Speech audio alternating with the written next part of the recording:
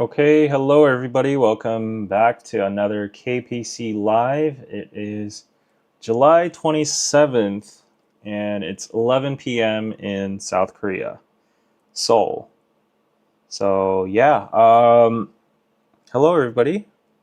Okay, hello Couch Potato Party. If you can hear me loud and clear, please let me know in the chat. Say hi. I'm wondering where y'all are from right now, where y'all are watching from, or did the stream just start now? Hello everybody, welcome to another KPC Live. The YouTube studio always glitches so much that I never know when the start time is. But hopefully it has started. Hopefully, yes. Morning y'all. It's not exactly the morning here, it's 11 p.m. Cam Curie E, hello Mysterio Gaming, hello everybody. Say hi. Tell me if the audio is loud and clear. Polter Ghosty, hello. No Toaster, Tom Yan, hello Ketsuka, hello. Yeah, thank you for joining the stream, everybody. How do you like the video quality and the audio quality? Yeah, is it good?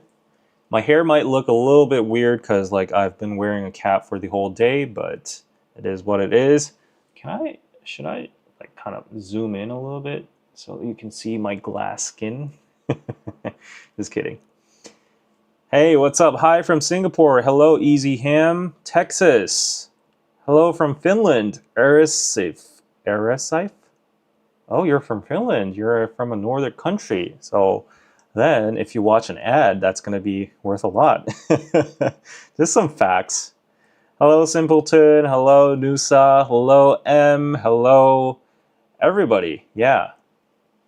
It's way better than usual. That is good because I'm using the Osmo DJI Pocket 3 and I am using the wireless mic here as well. So I'm live streaming on Instagram as well, so for those of you who want to interact with me real time, come to the YouTube stream. It's on Korean Pizza Club. I'm going to be just chatting with you guys. It's a Saturday night live. Yeah, it's literally a Saturday night live. Yeah, so watch me on Korean Pizza Club. I will shut down the Instagram stream in like 5 minutes, okay? Yeah. Let's see. Hello from Alabama. Hello from Montreal. Susie, shout out to Susie who has the pizza membership. Hello, toppings. Video quality is great. Awesome. Hello from hot and humid New York. Well, it's pretty much the same in Korea as well because it's monsoon season. It hasn't stopped raining for a while. It's been humid the whole time ever since I've landed in Korea from my trip from the U.S. and I just hate this weather. I just hate it.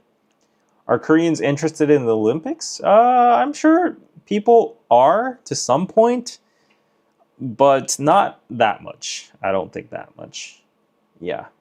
Our like Olympic superstars have been absent for a while. Like it used to be Kim Yeona, Park Tae-hwan, some other like I don't know archery players, like soccer, but I don't think anybody's like under the huge spotlight nowadays. This DJI, I'm not sponsored by like in any means, but like this DJI Osmo Pocket is by far the best machine, best equipment I've ever invested in my like recent years because it's so versatile. I've been using it for vlogs, street interviews, even my podcast. It does 4K. It doesn't stop after 30 minutes. It has a gimbal stabilizer. It has a face filter that beautifies you. It has like automatic pairing with the audio device. So you're listening through this device and it's like wirelessly paired. And I didn't know it would actually work on stream like through OBS, but apparently it does. I've already tested it. Right before this live stream, I was on DKDKTV's Patreon, KST, where I do like K-pop news mostly. And then I'll have to record like K-pop music video reactions for both DKDK and KST Patreon. So if you want to support me, please check out Patreon. But yeah, like anyways, this camera is the best investment I've ever made. Whereas, meanwhile, I have the camcorder that's been bugging me for the past few weeks. I have some internal issues with the camcorder. I want to throw it away. I want to actually sell it, but yeah, it's a waste of money. So anyways, yeah, everybody watching on Instagram, hop on to my stream on YouTube, okay? And do me a favor, if you're watching the stream and you're ready for the content and talk, just please smash that like button. I see 90 people already gathered. It's a lovely Saturday night. I think it's a Saturday morning for y'all. And I switched up the time. So normally, you know, I do like regular live streams with Anna on Tuesday, 10 a.m. KST, which is normally nighttime for you, right? Monday nights. I know that suits a lot of like US viewers and Asian viewers, but the Europeans have always been neglected, and I feel bad for that. So I want to like switch up the times. I actually don't know which, you know what? To be honest, I don't know what time it is in Europe right now, but I'm hoping. I have like this memory inside, like I have this trained memory saying that this time is somewhat good for Europeans. I've heard some European folks saying like, thank God I can watch at this time. So hopefully it is good. Okay. Yeah.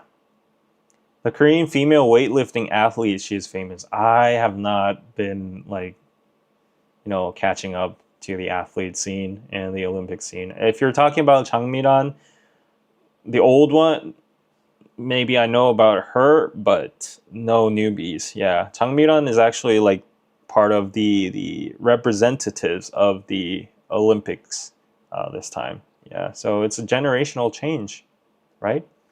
It's 5:12 in Romania and Europe. Okay, that's a nice time. 3:12 in the UK. Okay, that's nice, right?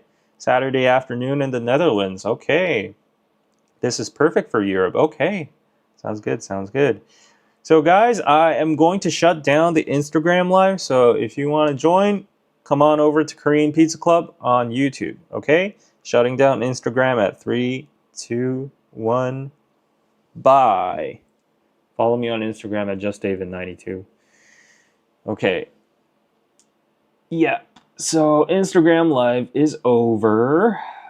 I never save my Instagram lives because they're useless. It's just me babbling. It's 4:16 p.m. in Germany, 9 US Central, Saturday morning for me. Yeah, so guys, you might have noticed that the stream name is just chat, right? I've got inspiration from a lot of Twitch streamers that just do regular streams, and they don't really set like a particular theme for their live streams, and they just put like coffee talk or chat, something like that. And I'm just very like, I just really appreciate the attendance here, like more than 100 people tuning in when I just set the title as chat. I'm so grateful to you guys. Thank you so much. 113 people watching. Please leave that like, smash that like button, please. If you want to support me, if you want to show some appreciation throughout the stream, PayPal is the best option. So always appreciated. PayPal.me/Korean Pizza Club. $2, $5, anything helps. It keeps on the channel going. There's gonna be K-pop music video reactions. I'm probably gonna do 3 or 4 more than that. I don't know what has been released this month, but I'm probably gonna do all of them at once and then upload it right after this stream on Patreon. So go check out Patreon as well. I just uploaded an exclusive podcast on Patreon today. I spoke about a lot of topics, you know, myself getting plastic surgery, you know, the new series, the new employee on KPC, meeting with Lana and Aiden Kim, elder poverty, how to earn money, my regrets of being a YouTuber, all that kind of stuff in the exclusive podcast. So go check out Patreon. You get exclusive content and you get to support the channel. So yeah. Anyways, how is everybody doing? Just chit chat. Yes. Liked. Thank you so much. Hello from the UK. Yes, I definitely do see a lot of more people from the European area here. Yeah, shout out to EU and the UK who is not part of the EU anymore. Yes. 안녕하세요. 오늘은 방송 음량이 아주 좋네요. 한국인 시청자가 항상 있어서 좋습니다. 네. Yes. Yeah, so I think we can just, chit chat. We can just talk about anything. You can ask me questions. This is going to be like a casual Q&A session. Any kind of topics are welcome. You be the moderator of this whole, stream. I don't have anything in particular that I want to talk about today. Actually, I was covering some news about mini jean and, new jeans and like a controversy and all that kind of stuff on KST on DKDK, but like that stuff is just so toxic and it just gets on your nerves.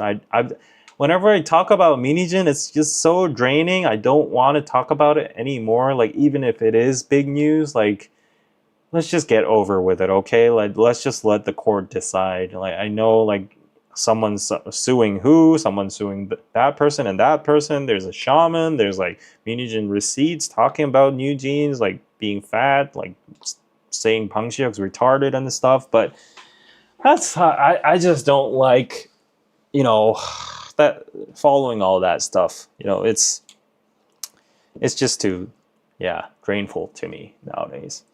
MBTI, no, we will not talk about MBTI in this stream because Anna is not here and I am tired and sick of MBTI.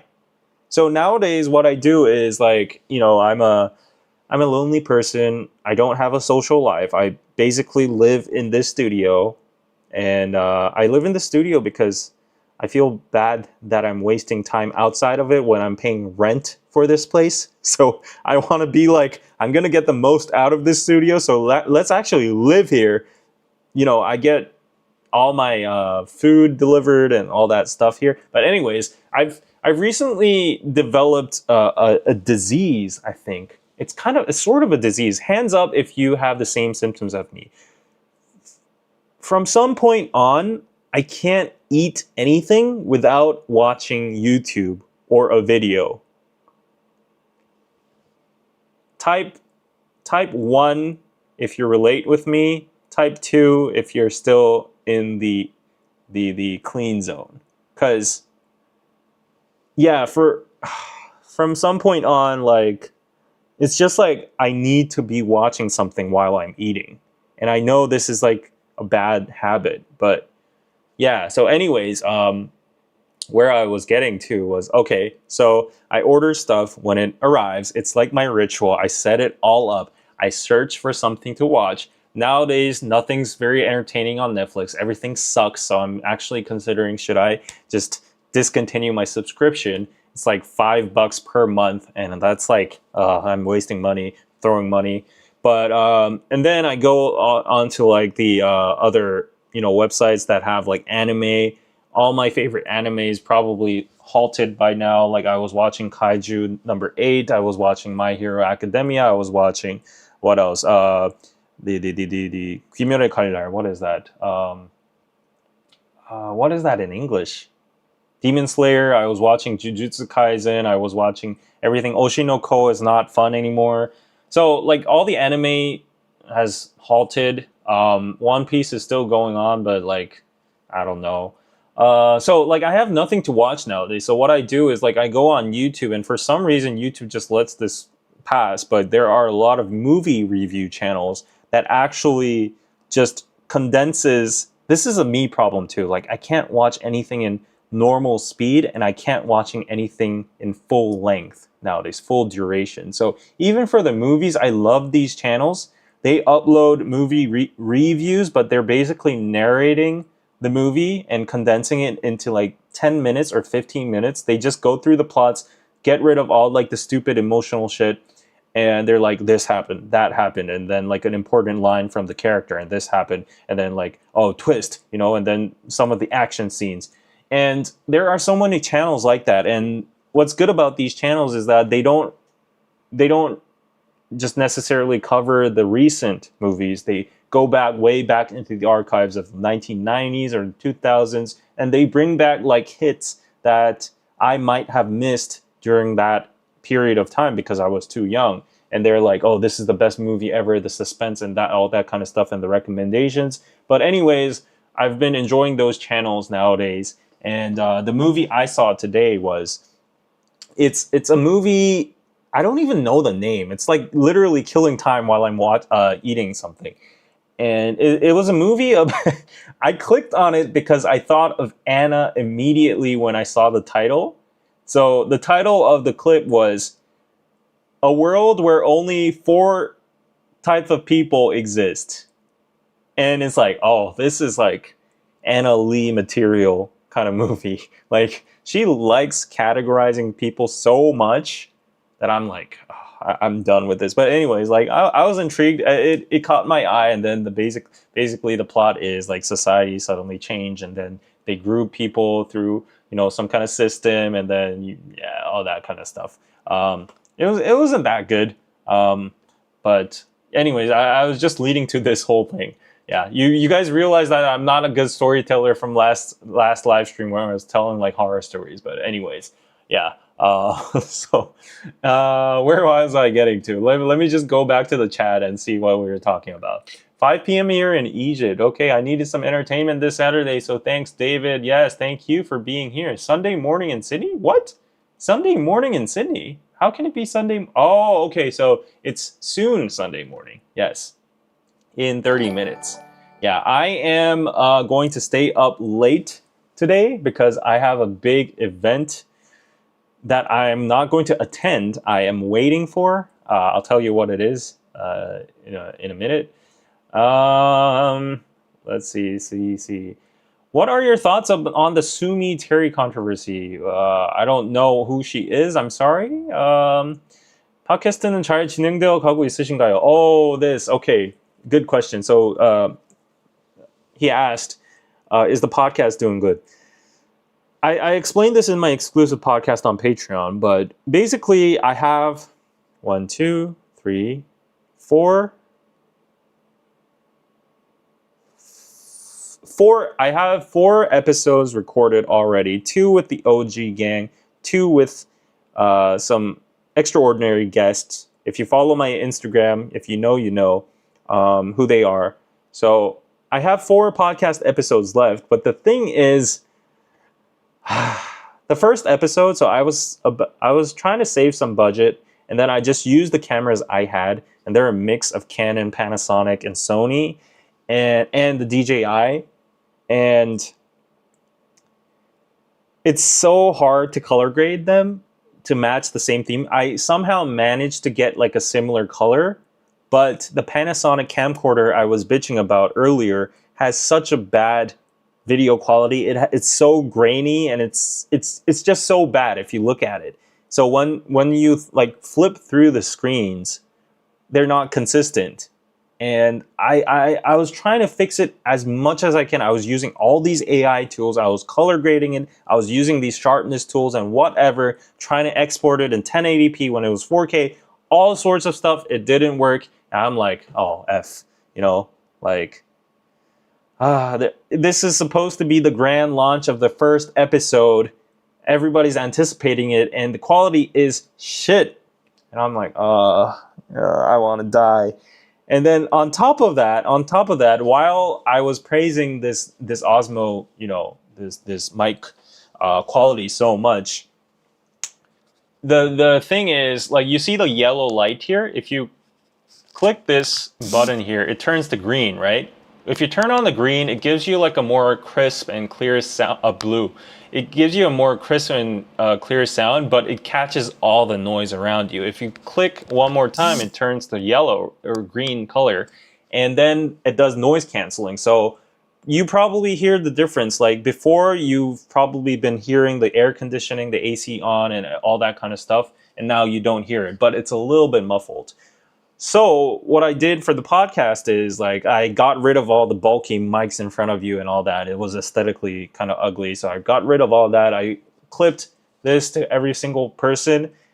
But the problem was for the first 2 episodes, I forgot to put on the noise canceling for all the mics. This is why it's so stressful being a one-man content creator, because if you're managing 3 cameras, 4 mics, and the script all by yourself and interacting with the cast and taking care of all the background lights and like everything, and you need to check every single time when the camera stops recording 30 minutes and all that, you are bound to miss something. You double check and stuff, but like you are bound to miss something. And in this case, it was the mic. It was a small little detail. Everything was charged. The SD cards were all in place. I was like doing a checklist and all that, but then this was not on. So afterwards, I checked the audio, and there was like a blazing, AC sound like in the background, and the audio quality was like, oh man, like this is supposed to be a podcast, for God's sake. It's normally audio based. And I got so stressed out. So after that, I tried all these like audio fixing tools. I searched like 10 YouTube videos on how to fix background noise, remove noise, like, enhance volume, like make it in the podcast settings, like use AI tools and all that stuff. I even paid money for some services. I did my best. So I'm just content now. I did what I could, and I'm sure most of you won't notice a big difference, but like I'm just very stressed out over here. There's always people in the chat saying like the audio quality is not good, like could you change mics or whatever. I'm already dreadful towards those comments, but hopefully, like I'm just giving you like I'm just filling you up here that the first episode, unfortunately, there's going to be grainy footage, and there's going to be muffled audio, so please bear with it, okay? It gets better on the 2nd, 3rd, and 4th episode, okay? Actually, 2 episodes were filmed on that condition, so 2 episodes are going to be like that. So, okay. I'm getting stressed out. Okay, thank you for asking that question. It's cleared out now. Okay, hello, Sarah. It was good to see you, Danny and Anna Subini, on the channel DKDKTV. Yes, we did a live stream over there. So I think the event is still intact. It's the announcement is in August. So if you want to win free Amazon gift cards, $15 worth, 50 people can win, and I don't think 50 people even applied for it. So basically, if you apply for it, you'll probably get that $15 voucher. So go for it. Check out the DKDK video. When is KPC season 2 dropping? Next week. I promise. There's no pushing back. I even got a freaking employee for this. KPC is gonna hit hard, okay? Like, I promise you guys. Like, there's new content coming out. It's not only gonna be podcasts. I've been going to plastic surgery clinics, skincare clinics, dentists. I've been going to freaking shrines in the search of shamans. I've been walking around the neighborhood in this heat with my guests and all that, going to cafes. Oh, it's going to be fun. Please look forward to it, okay? Yeah, no MBTI. Yes, clean zone. Okay, 1. Yes. Yeah, I usually watch YouTube videos while I eat. Yes. Summarizing channels, no way. I hate those. Yeah, me too. No normal speed, 1.5 or 2x only. Yeah, I think everybody's brain is just fried with like the advent of short form and TikTok and all stuff.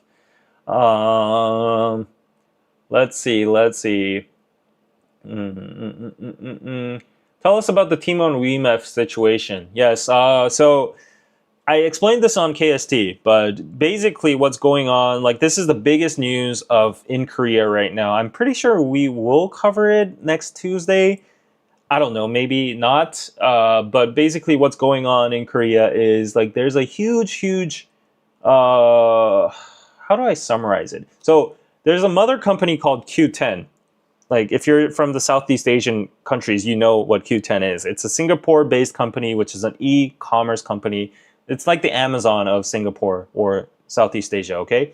And this company bought some companies in Korea, e-commerce companies called WeMef, We Make Price, and Tmon. These are both Korean companies, and they used to be pretty influential. They had a lot of following and a lot of customers, but nowadays it's on the downfall because of Coupang and then AliExpress and Temu and all that stuff, Naver shopping. So nobody really uses it nowadays, but there's still like a big consumer base. Anyways, these two companies were in debt for years, and they were barely surviving. But Q10 weirdly just acquired them. They bought these two companies, and then the reasoning is, like a lot of analysts say, that Q10 wanted to list on the NASDAQ market, so they were just trying to expand and inflate their sales and their value, like their size, and they solely just acquired these companies for that purpose, without even seeing the of course they saw the debt and stuff, but they thought they could offset it with the effect from listing it on NASDAQ. But anyways, these companies were not kept in check, and then the cash flow got really bad, and then suddenly Tmon and WeMef halted, paying the providers, the suppliers, and the consumers, just requested refunds of what they bought, like vouchers for travel tickets from just ordinary products. The vendors and suppliers are like, we're selling stuff on it, but we're not receiving the money. So everything just stopped cash wise. The cash flow just stopped. And basically it was like a bank run. It was like a bankruptcy issue. Now everybody in Korea is just flocking towards, everybody who has used that site and has bought something on that e-commerce platform, either of those e-commerce platform, they're all flocking towards the gates and the companies of those those companies, and they're just protesting in front of the buildings. They actually taken over the offices. They're like, we're not leaving until we get refunds. The CEO is nowhere to be seen. There were partial refunds been made, but there's still thousands of people in line, and the suppliers aren't getting a big chunk of money. I saw an article that it's worth millions of dollars right now. It's total mayhem. So the government is actually trying to step up and solve it as much as it can. The card providers like Master, Visa, and the local Korean cards that had where they can relieve some of the amount of the refunds and all, they're stepping up right now. So everybody's been involved. The news is reporting it all 24/7 right now. I feel really bad for the victims of, they're not even I don't know if I can call them victims. They're just normal consumers, and they're not getting their refunds and their products delivered, right? So these people that wanted, they planned vacations, they bought vouchers for a family, of 4 people, it's $3,000 or something, and suddenly the company says that voucher is invalid and they can't go on the trip anymore, but they're not even giving a refund. So I would panic too, right? So that's what's going on with Tmon and WeMef. I don't know the insides and outsides and all the details and all, but that's the grand outline of things, right? Okay. So if you're interested in it, probably there's a thorough article on Korea Herald or Korea Times. So yeah. 장비가 문제네요. 그래도 스케줄 컨텐츠 문제가 아니라서 다행입니다. Yes. Yeah. Don't stress. Make a checklist. Yeah. Even if you make a checklist, something goes wrong somewhere. Yeah. Okay. Will there actually be pizza at KPC? I don't know, but I'm getting hungry right now. Should I order pizza? Oh, after going to the plastic surgery clinic, I was like, I should actually lose weight and, exercise, work out a little bit more. But right now I'm getting really hungry. Should I get pizza, guys? Because I am going to stay up until 5 a.m. today. Working, plus there's a big event I'm just waiting for. So yeah. Yeah. David, very cute shirt you got. Yes, it's the KPC shirt. It comes in white, blue, and not blue, but navy blue and black. I think I'm wearing black right now. The light is kind of making it look like navy blue, but this is the official new KPC logo that I hand designed myself. How do you like it, right? It looks somewhat professional, but somewhat cute and playful, and it has the cheese dripping down here, so I'm satisfied with it. I didn't outsource it to anybody. I didn't pay. I was like looking through like the Fiverr pages and all, and it costs like $200 for a logo, and I'm like, I'm not giving you that for a logo. I'm just gonna make it myself. I have AI tools. I know how to do Photoshop. I can go through tons of fonts. Like, I'm not paying 200 for a logo for, yeah. But anyways, I'm satisfied. I'm satisfied. If you think it's cheesy or corny, then it is what it is. That's my limits. But I am going to put it up on my upcoming online store. So there's like the big logo version. This is solely this was not meant to be like sold. It was initially made for a branding purpose. So I'm doing street interviews nowadays, and I'm going to be on camera a lot, and I wanted to like brand the content. So I've been wearing this everywhere where I go for the vlogs and street interviews. So like it's for the visual visibility function. I made it super big so it can stand out on camera. So I mean, maybe it's not optimal for like a merch, but I'll just put it up anyways. If some people want to buy it, some people can. But I got like a new version over there that has a small logo version of this, which is like embroidered. So I'll show you that in the future too. But I have a lot of plans. Yeah. Yeah. Yeah, it took 6 years to get to this state. Yeah, talking about the WeMF and yeah. So they were basically bankrupt, but they still kept on operating. They were just like circulating the cash and like, you know, blocking the cash with this cash and that debt, and it just went unnoticed. And then this just all happened, and everybody's like going crazy right now. It is a scam. It is basically like a pyramid scam at this point. Yeah, some people see it like that. Yes, order pizza. Should I order pizza? Pizza is just too expensive here. Very cute, especially if you wear black pants or white pants. Thank you. Thank you so much. Original. I have the prodigal duck sweatshirt that Danny's designed. Really? Wow. Wow. Oh, I thought you were saying Prodigy Danny, but it was original. Okay, you corrected that. Okay. Hey, David. Hey, Sarah. You know what? My first love's name was Sarah. That's the TMI. But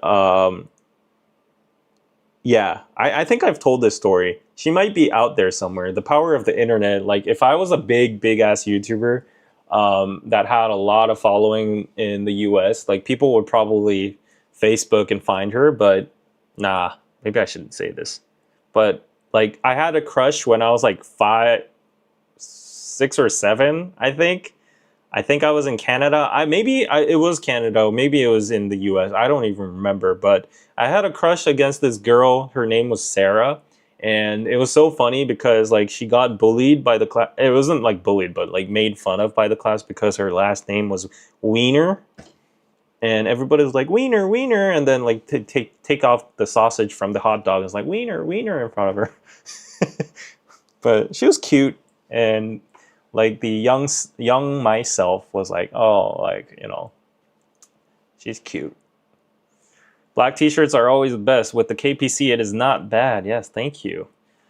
Yeah, I got some comments that it looks like APC. Do you know the APC brand? But it's different. It's different. Are you really gonna move to Texas? I wish I could. I wish I could, but you know, life is not that easy. Reality is reality. You got to pay the bills here. You got a life here. You got friends, family here. You got a job here, and you know, you can't just move just like that, right? So my mind and my heart is like, I want to move to Texas right now, but like, you know, it's not easy. Like, how am I going to afford myself, first of all, in Texas? It is like on the cheaper side in America, but still, like, it's American price, and I'm not getting American wages where I'm not making that much. So, yeah. Mm, order pizza something with Korean toppings on. Bulgogi? Bulgogi? Order something like the pork chop you ordered last time. No, I'm not gonna go too heavy on food because for dinner I had Frank Burger. There's a Frank Burger right in front of the studio right now. So Frank Burger is like, okay, I I I think it has taken inspiration from Shake Shack. The logo is almost very similar. It's a Korean franchise of a burger, and it started off very small, but then they started using like influencers, and they also have like G Idol as the model right now, and their hamburgers are well priced. They're like handmade burgers, but they're well priced. They have good fries and stuff, so it's clean, and they've been expanding in a very fast pace. And there's one new branch over here as well. So I've been eating that a lot. So, anyways, I had Frank Burger as dinner, and and then I got hungry because I didn't order the extra large set. So I ate another cup noodle after that. So I'm kind of feeling a little guilty, but if I were to stay awake until 5 a.m., I do think I need the extra energy. So maybe pizza? Pizza? I don't know. Yeah. That's a tragic surname, Wiener, right? Yeah. I guess you never forget your first love. The K-drama titled 2521 is a brilliant show about... Oh, I've heard of that. Yeah. Are Korean guys open to date girls with curves, or is it a no-no for most of them? I will give you the honest answer. It's a no-no for most of them. Yeah, because it's not about like aesthetics or like the beauty standards or anything. At the end, beauty standards are formed by like the preferences of the people. It's like a consensus, right? But I feel like curvy women or figures are not preferred in Korea. It's because most of the curvy figures or people are like bigger in width or like length or height than the Korean men. And men usually, it's an insecurity issue, but men usually get insecure, or it's like the same logic as men, how men do not prefer to date taller women than them, or, that kind of stuff. So it's a compatibility issue, I think, too. So I don't think it's about like beauty standards in general. It's just like, what would I look like when I stand with this person together? So if it's like a buff dude that's like, I can handle a curvy woman, like I have the frame, I have the muscle, I have the mass, then that person would, I think that's why probability wise, like a bulked up guy would prefer a curvy woman compared to like a just normal guy like me that doesn't work out that much, that has the Asian genes, which is relatively a little bit more smaller, slimmer, and leaner than, curvy people, right? So I just think it makes sense. And I don't think it's like discriminating or anything. It's just preference and compatibility, right? And it's chemistry as well, too. It's about like, we have a word called the 그림체. It's like the drawing style, the outline. Like you put two people together, if they have similar drawing styles, then it looks good, right? So, yeah.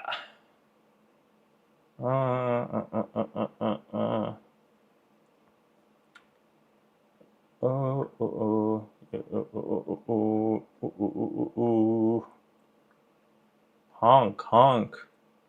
Click the cluction. Press the cluction. Was it? Hit the cluction? Yeah. Honk, honk. Korean guards are sleeping on how gorgeous Hwasa is. Okay, let me actually avoid that topic. Yeah, Hwasa is just too much of a controversial topic. I don't want to speak about it. It's almost like a trap question. Yeah. Let's just say everybody has their preferences, and each country has their beauty standards, and it's not wrong that a country has certain beauty standards, and some other countries have different ones. No no beauty standard is superior than another. So yeah, it is just what it is. See, so the Korean viewer here says 서양에서 말하는 curvy는 한국인인 저에게 약간 위압감이 듭니다. The standard of curvy to a Westerner is a little bit overwhelming to me as a Korean. Yeah. Yeah, my ideal type is like those from Physical 100. Great. So actually, like this too, like this is the prime example. So in Korea right now, there's like a craze towards like fitness. A lot of people just work out at the gym. They like to get buff and like, you know, make muscles and stuff. But there was a recent video I saw, like there's this YouTuber that's like a fitness YouTuber. He's really funny. He went to Japan to do some series of content, and he's meeting up with like Japanese girls and stuff. And while this YouTuber is pretty popular amongst women in Korea, he's not popular at all in Japan. It's because of the different beauty standards. Even if we're like two like adjacent neighboring countries with similar cultural backgrounds, in Japan, I might not be right. It might just be the comments. Apparently in Japan, women think overly muscular people look dumb, or they even have a word called like kinniki baka, like that means like muscle stupid. So like if you're like overly buffed and you have like a lot of muscle, they think that's not that attractive as a guy. They like just like more lean and, you know, stylish people. So yeah, two different standards even amongst two different countries, like neighboring countries.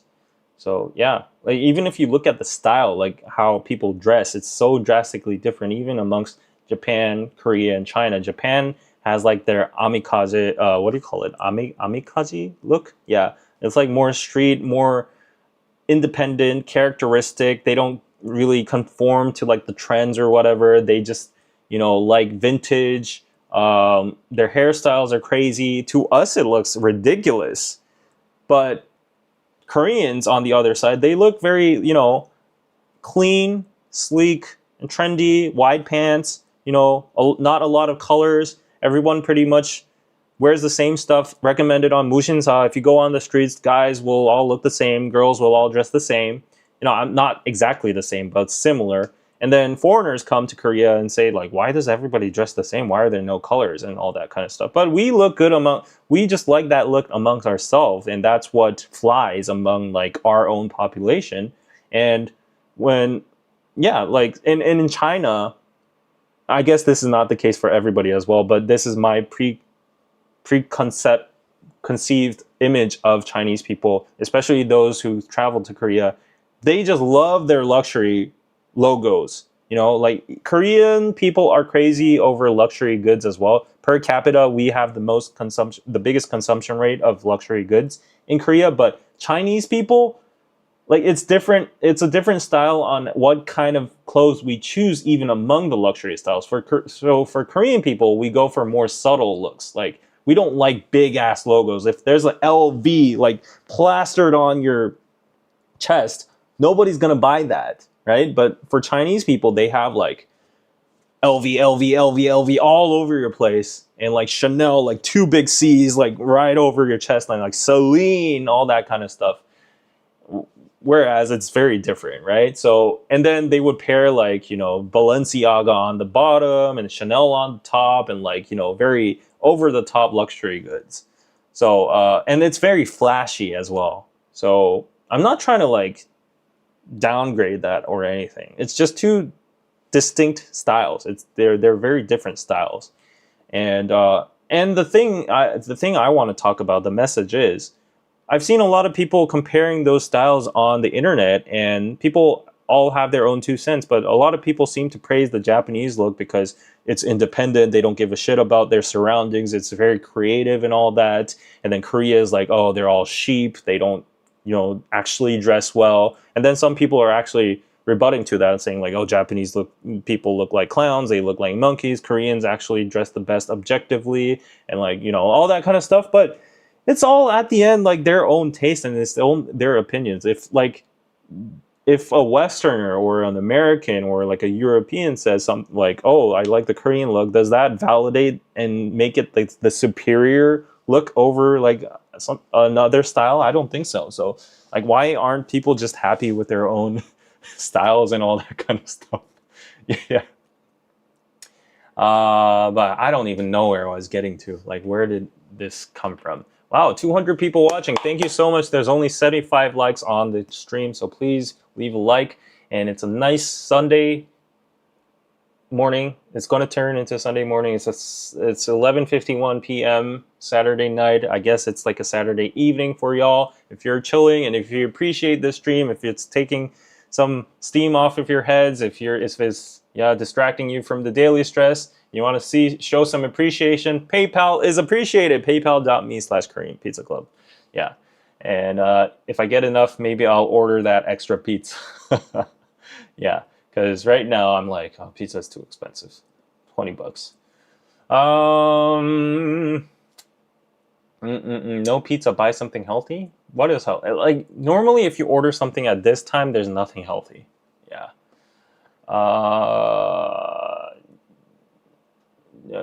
근육바보. Japan don't like those himbos. What's a himbo? Muscle fool. Yeah.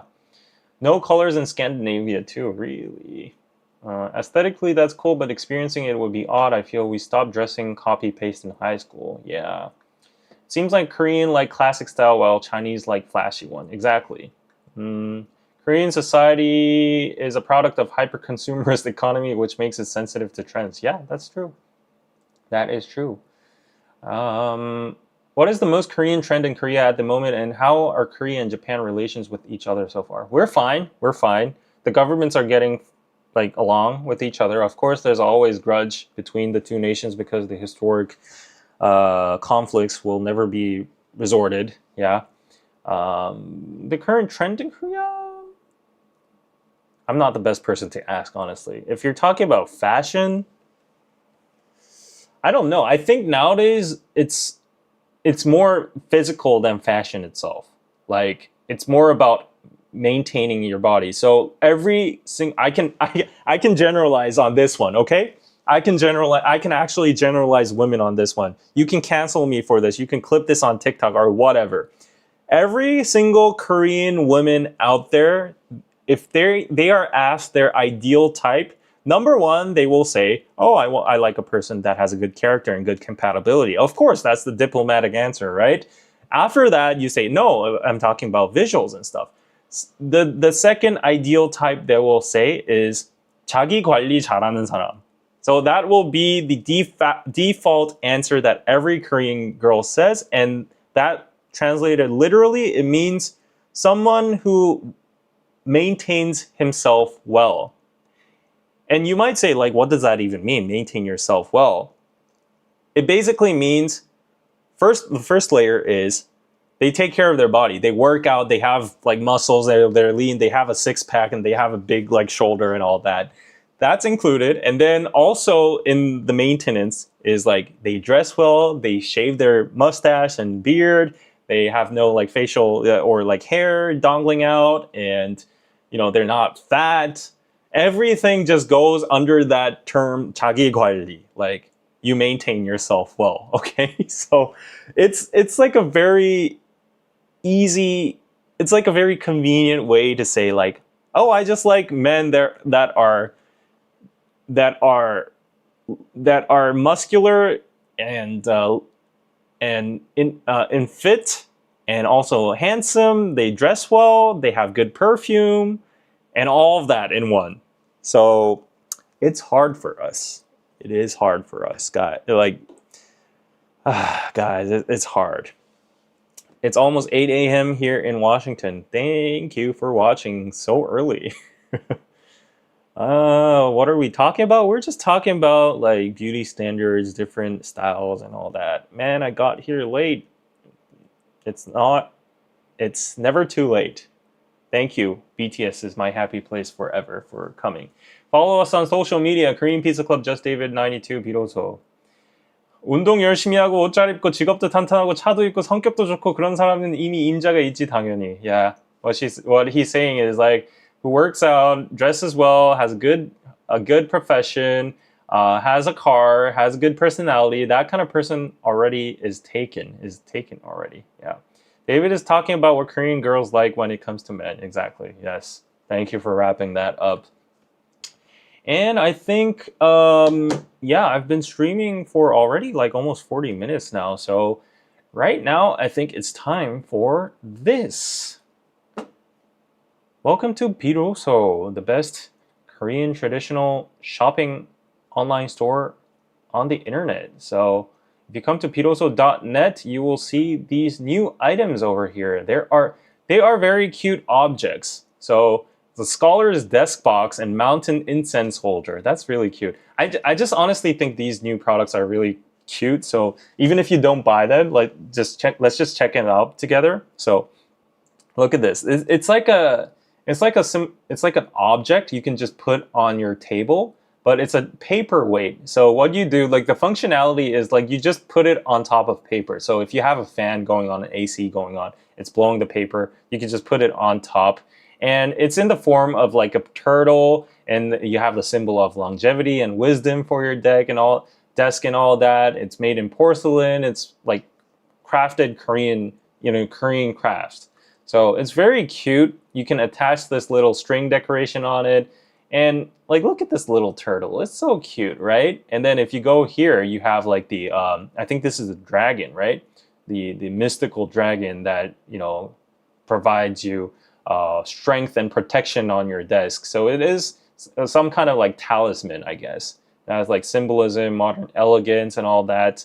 So yeah, we have this newly stocked in our site. This is the Hete. So you'll see this in front of Gwanghwamun, the Gyeongbokgung Palace. So this is for guarding your space with elegance and charm. And I need this because I'm a very superstitious person, and I'm a chicken kind of person. So I have 6 crosses in my room. So I could need some extra protection, like Eastern protection now. And then we have the contemplative monkey. This is so cute. Isn't it so cute? Isn't this so cute? It's a paperweight, and it serves as a very good decoration for your house or your shelf or whatever. But it's just so cute. Wisdom and inspiration. I'm a monkey. Like, I'm born in 92, and that's the year of the monkey. So we have the contemplated mouse as well. It's so cute. I just wanted to show you guys this. And of course, we have like amazing, other crafts and like glasses and coasters and tea and all that kind of stuff. And yeah, so you can get it all here. And I'm giving you a big discount right now. So if you use the coupon code CARD, C-A-R-D, CARD, credit card, that card. If you use that, you get an 8% discount out of your entire purchase. We usually do individual product discounts, but entire purchase. If you use the coupon code CARD for your entire purchase, you will get an 8% discount off of it. And the reason it's 8%, the reason it's CARD is because, give me a round of applause, please. Like, give me a virtual round of applause, please, because I deserve this. I have finally enabled the credit card payment function on Biroso. Please give me a round of applause, because you might think, well, what is the big deal? Well, first of all, on Shopify, they do not allow Korea to have like credit card payments using their like in-house app, which is Shop Payments, where if you're like an eligible business owner in the US or like any other Western country, Shopify gives you, like, they allow you to use credit card payment functions, but for some reason it's not available in Korea. So we only had to use PayPal until now, which was a big hurdle because some people don't have PayPal, right? It's such an inconvenience too. And so I had to go through so many third parties that do like global payment systems that can, override the Shopify system and all that. So I found one, and then I had to file all these papers, proving that we're a legit company, our sales and all that, our profit margin and all that. They even inspected our studio space, our office space, and like number of employees. We had to give up our identity, like IDs and credentials and all that. And after that, they give us the green light. And even after that, we had to go through like a procedure of like checking of the eligibility. And then I had to pay $500 for this service to get the credit card payment system running. It was a very long battle. And the moment I got that email saying your credit card payment system is approved, I almost cried. So big pat on the back for myself. I'm very proud of myself. So Pidoso finally accepts credit card. That is the reason why the discount code is CARD. You will get that entire 8% discount on your purchase. So go check it out. We have amazing products there. And actually, in the meantime, let me show you the cute monkey.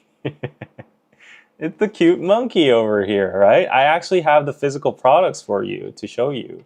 So these are so cute. I love these because they're just so cute. Just sitting on my desk, and we have the contemplative mouse as well. Aren't these so cute? These are so cute. And of course, we have the objects here, the paper holders, paper lifts. What do you call them? Paperweights. So this is so cute. We have the blue ribbon over here. I think this is the hete. The light is making it too flashy, but you can see like the shadows over here.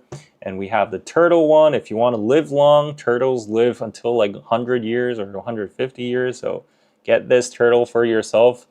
Use it as like a holder on your table, or you could just like decorate your shelves or cabinet or whatever. So yeah, check these out. They're authentic Korean porcelain crafts made by this artist called Kim Mi-hye. So this is like the dragon over here.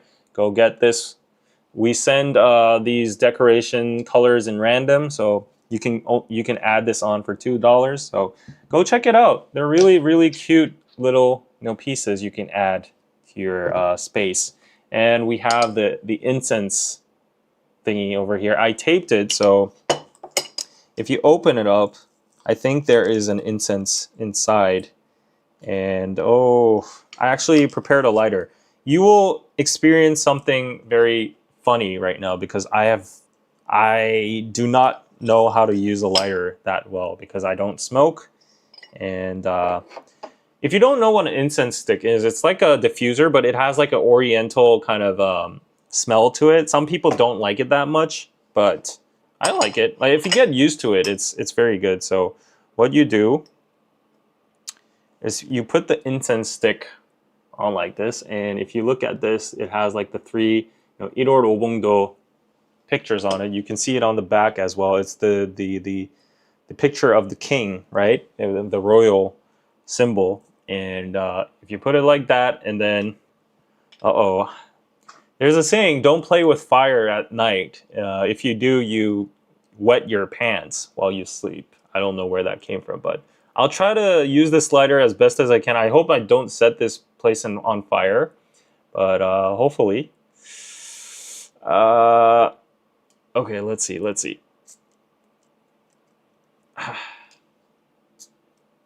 This is how you do it, right? Is this? It's okay. I told you I'm not good at this. Oh!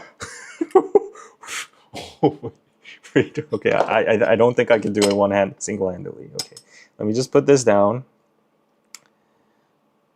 Yeah, let's put this down first. And you have your own incense? Really? You want oh my god, I just broke this incense stick.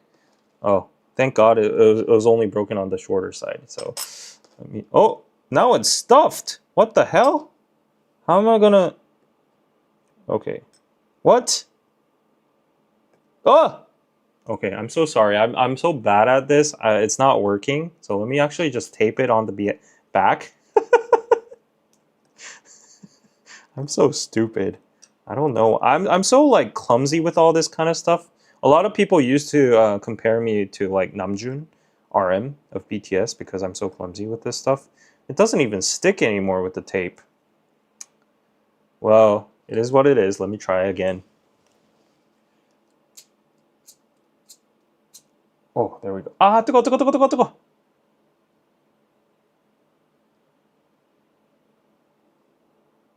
Is it lit?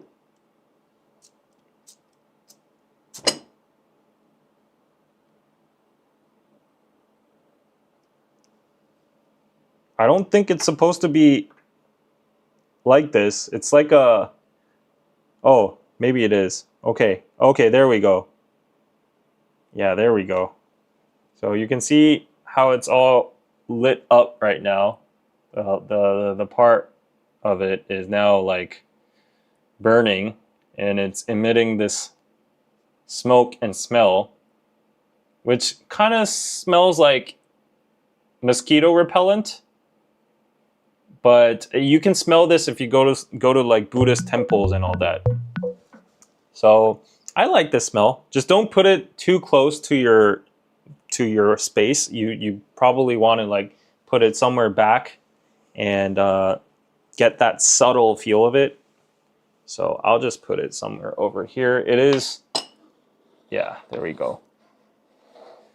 There we go. So if you want to try that incense holder and all that, go check it out on Piroso. I did my task. There we go. So it's the Scholar's Desk Box and Mountain Incense Holder over here. It's really cute. So yeah, you can put the cute little monkeys on top of that as decoration as well. So yeah, go check them out. And of course, we have our bestseller, 나전칠기 notebooks over here, our dishes, all of that. They're very popular. Someone just bought this yesterday. I was really surprised because, you know, a lot of people like that. Yeah. So anyways, go check it out. Go check it out, guys. And we also have modern products as well. Like we have Jungkook's bucket hat, the MBTI t-shirt, the army t-shirt, and everything over here. Cute little graphic t-shirts and earrings and bracelets and all that worn by K-pop idols. So go check it out. Oh, this is sold out? Oh, this is not sold out. So this Monami pen, someone bought like 3 yesterday. I was surprised. So yeah, thanks for purchasing. Yep. Yep, back to the stream. Back to the stream. I want that. Go get it. Go get it. I love that green. Adorable. Yes. That's great. They look so cute. TGT, what is that? Piroso Shopee shop when? Oh, Shopee. Yeah, I'll have to talk to Jin about that. Yeah.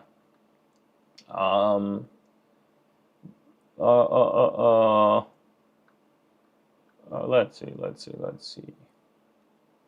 Hello from Berlin. Greetings from Berlin. Hello. Blow it out of it stays lit too long. Yeah, I'll just blow it out after like, you know, certain. There's like, you can see the smoke coming this way. So 잘 타는 향이네요, 다행히. Yes. Oh, sorry. Okay, actually I am very hungry and I am going to work until 4, so I will order the pizza and I will chat with you guys a little bit longer. Yeah. Oh, wow, this is amazing. Okay, I'm gonna get pizza, guys. Pizza. Yeah, let me just blow it out. Is this how you blow it out or not? I don't think this is how you blow it out. Yeah, I just crushed it so that it doesn't like burn anymore. I think maybe the zoom is a little bit too much. Oh, oop. There we go. Yeah. A bit longer, David. Blow. 뭐가 계속 울리는데요? 혹시 배터리 문제는 Oh, no, it's my Slack. Yeah, it's my Slack. Let's see. In the meantime, put down some comments and questions, what you're curious about, and I'll answer them.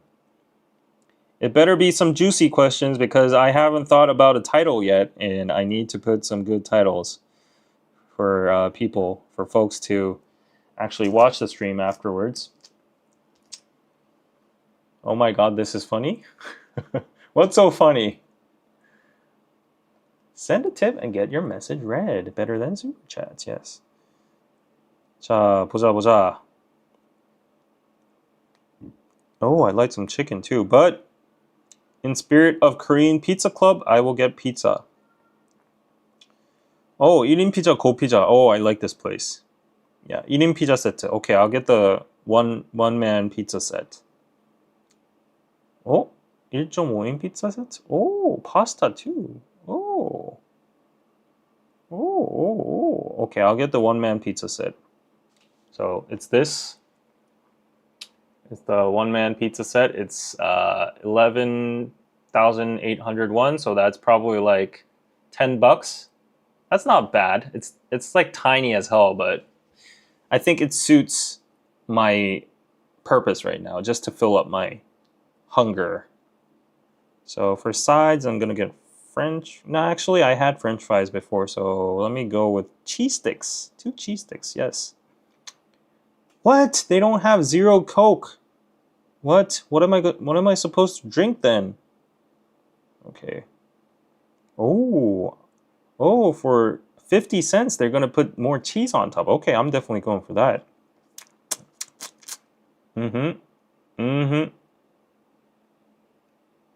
Okay. There we go.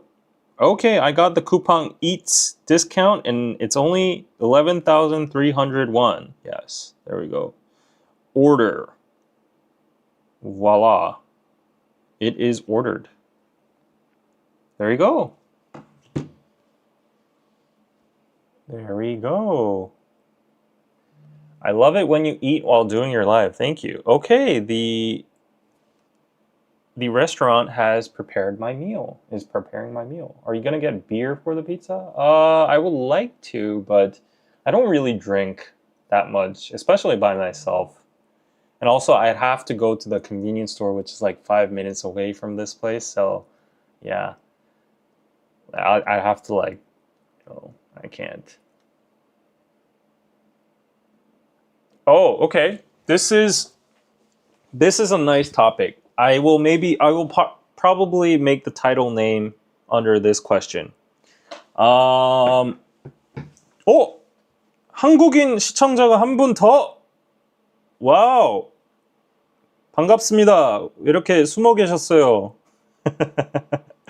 Yeah, I'm just surprised there was another Korean comment over there. Maybe it's not a Korean. Maybe it's a foreigner that knows how to speak Korean. But okay.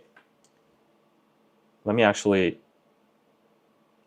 enlarge this so that I can make it a thumbnail or something. Oh, my hair is just so messing me up because like my cap. Best strategy to get dates as a single guy in Seoul. Okay, best strategy to get dates as a single guy in Seoul. So David H asked this question. Well, I will extend it to even females as well, because females are like my main audience. My main 90% is female. So let's see. Best strategy to get dates as a single guy in Seoul. Well, get dates. If you're seeking the Korean route, I would say definitely 소개팅 is like the most natural and most genuine kind of way. So I'll actually tell you the what nots, like do nots. This applies to both men and female, okay? Do not do dating apps, okay? Do not go on dating apps. Let me repeat. Let me say this loud and clear for everyone in the back to hear. When you come to Korea and you want to find a relationship or a dating partner and you don't want to end up with somebody who you feel bad with and you feel like they've just used you or anything, do not go on dating apps, especially Tinder, Tinder, okay? I don't care if they don't sponsor me in the future, but Tinder is literally the worst place to go find a partner in Korea, okay? As I said before, Korea has a very big stigma upon dating apps in general, and Tinder is mostly like a Western imaged dating app. And the people who don't care about that stigmatized threshold and image that just sign up on Tinder are mostly looking for open-minded people that are open-minded towards casual and sexual relationships, and they will most likely try to take advantage of you, get quick sex, or whatever, okay?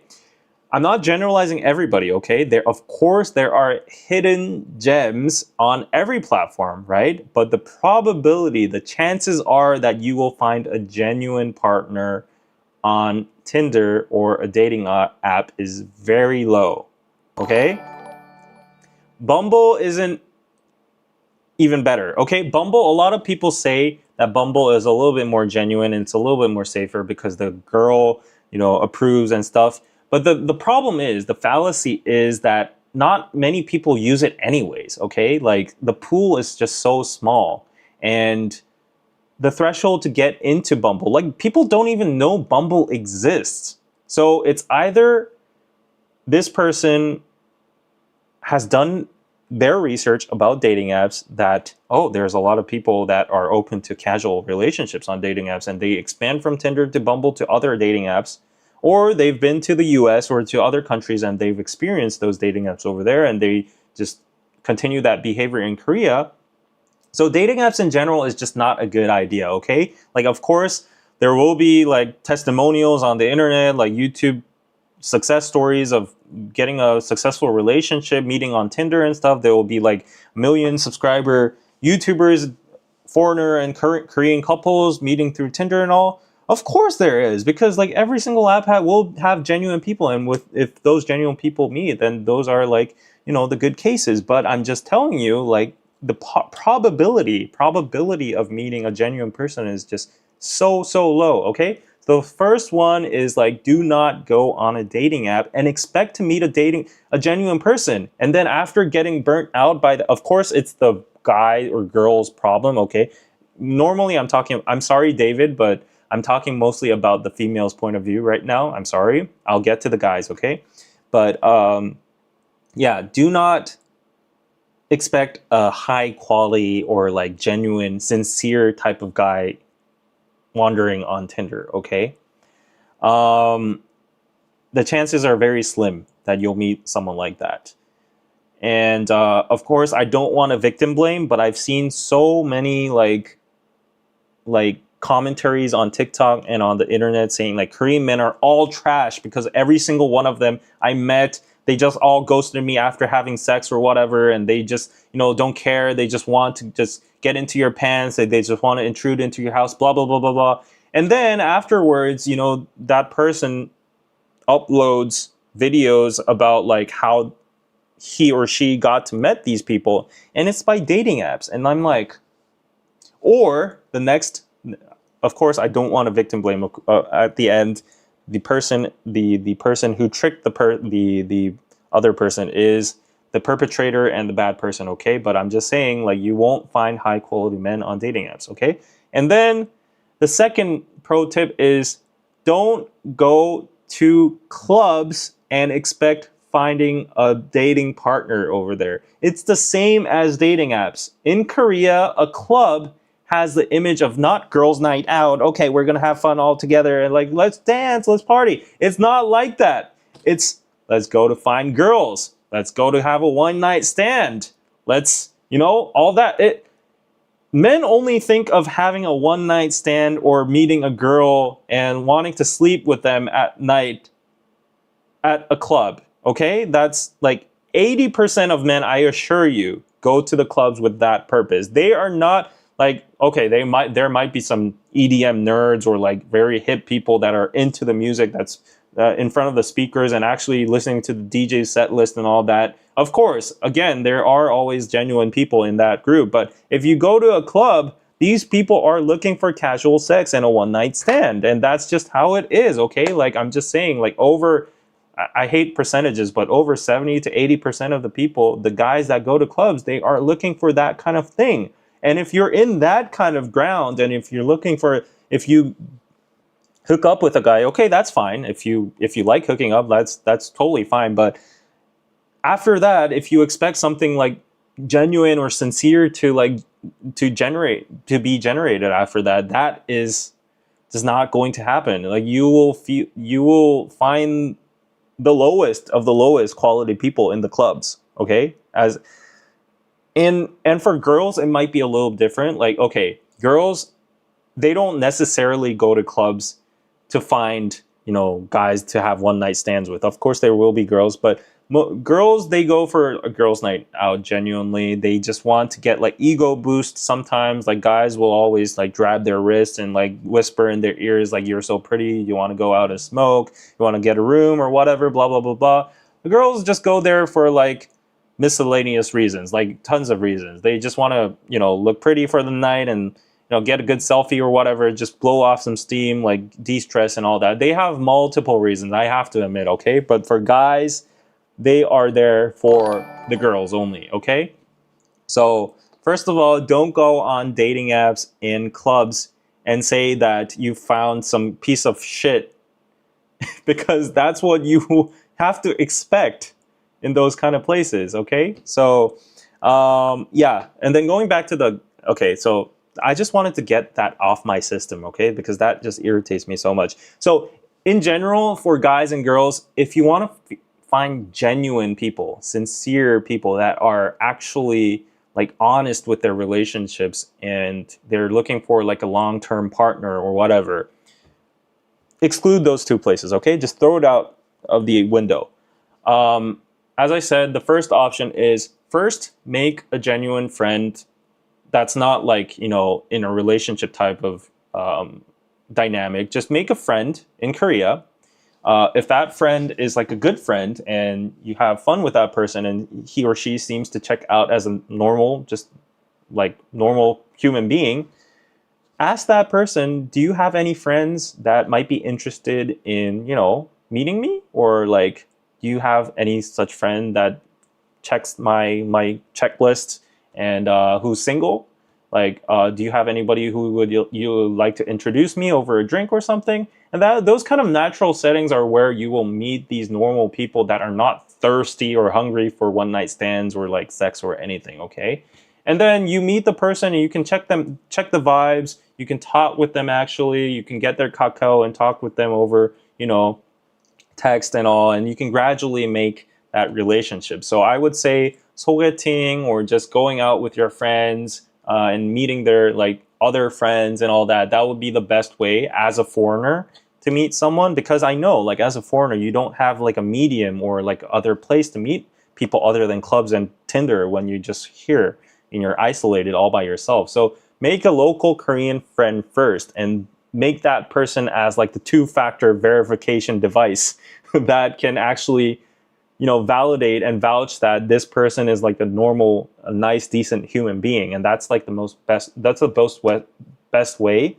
And then other than that, I think there are other places that are maybe slightly geared towards dating, but are better in like wholesome settings. Like, what I'm talking about nowadays is running clubs. Running clubs, everyone knows that guys and girls both go to running clubs because they love running, of course. But also in their deep subconsciouses, there's like, oh, maybe there might be a chaonu or there might be like a suji in my running club. And then maybe after running, we could go to like a bar or like we could go to a salad bar and have some, a nice talk after that. And we could run together and then I could be friends and then we could maybe become in a relationship. Everyone has that subconscious thought behind their minds when they're in a running club. Like, let's admit, okay? So like running clubs are very wholesome. You will see athletic people who care about their health. They like outdoor settings. It's like a safe setting compared to a club, right?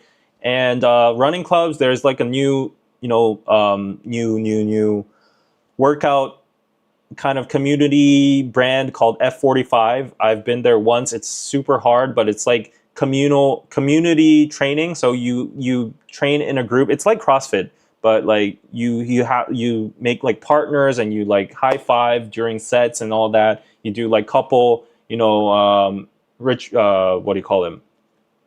You do couple routines and stuff.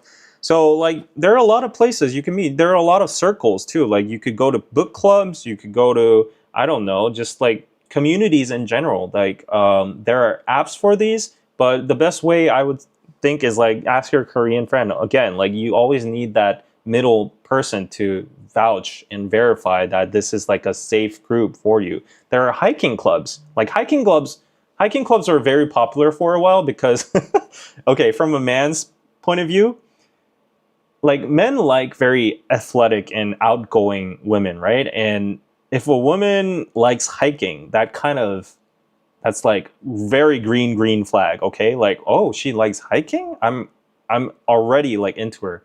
But there was this like whole, okay, this is a little bit creepy, but there was this whole leggings craze in Korea for a while, and it's not the men who started it. It was the women who started hiking with leggings on, those gym leggings, and they would go up to like the peak of the mountain, and we usually have those like boulders that say like how many feet it is, and they would like get Instagram photos on the top of the mountain, and they would always pose in those leggings and all that, and show the leggings and their body off on Instagram. And that became like a whole like huge trend, and everybody suddenly wanted to go into like hiking clubs and all that. So they would go hiking in groups, and so that where the attractive women are, men will follow. And I feel like nowadays, if it's not through like sogetings or like blind dates or just meeting amongst your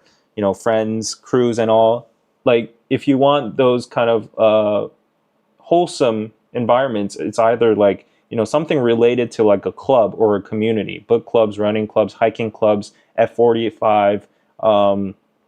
There's even like motorcycle clubs. There's surfing clubs, all that, swimming clubs, all that. So yeah, everything's very just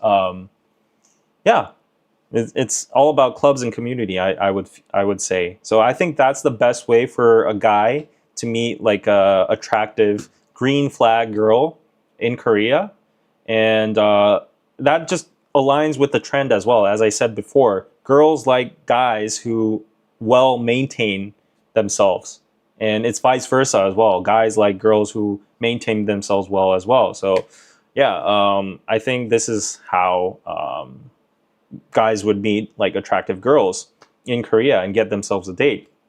But there are precautions. Do not try to be like, do not try to show your intentions that you are in this club solely for the purpose of trying to build a relationship. Okay, like nowadays there are even filtering processes to like ward off these people, to weed them out. So like, don't be like a thirsty person that enters a running club and only go to like the most attractive girl and start like flirting with her and ask her out and ask her number immediately. Okay, try to be like a normal human being. Make friends with like even the same sex friends, like guy, dude friends, girlfriends, and everyone. Just become a member of that group first, and then show your natural personality and character and your friendliness and all that. And once that person deems you're like a good person, then you could initiate your move. Okay, like like riz up her after that. Okay, like there are just so many people I know that go into running clubs and they just automatically go to like the alpha female or like the most attractive female and say like, oh, do you want to like hang out this Saturday? And then all the men that already have tried all laugh at him and stuff, and he gets embarrassed and he doesn't participate after 1 week. There's so many cases like that. So just don't embarrass yourself out with that. But anyways, I think that's like the most trendiest and easiest way nowadays to get yourself like a date. Other than that, like, okay, like another layer below clubs are bars. Okay, bars are a little bit better. Like if you are a guy that has the bravado to actually walk up to a girl and say, can I buy you a drink, or like, you want to talk, then I think bars are okay. Bars are a little bit better than clubs. But like there are specific places called hunting bars, hunting pubs. That's a whole different story. I'm talking about normal, just average bars and pubs, okay? So if you go to a bar, you spot an attractive person that's sitting over there, you give her, you know, some eye contact for a while, and then, you know, once her friend is going to the bathroom or whatever, you take your shot and you go up to her and say, like, can I get your number? I've been, you know, seeing you, can I buy you a drink or whatever, blah blah blah. In that case, you know, it might work out, but that's like hard for a lot of men, right? Honestly, and that the girl will be cautious too.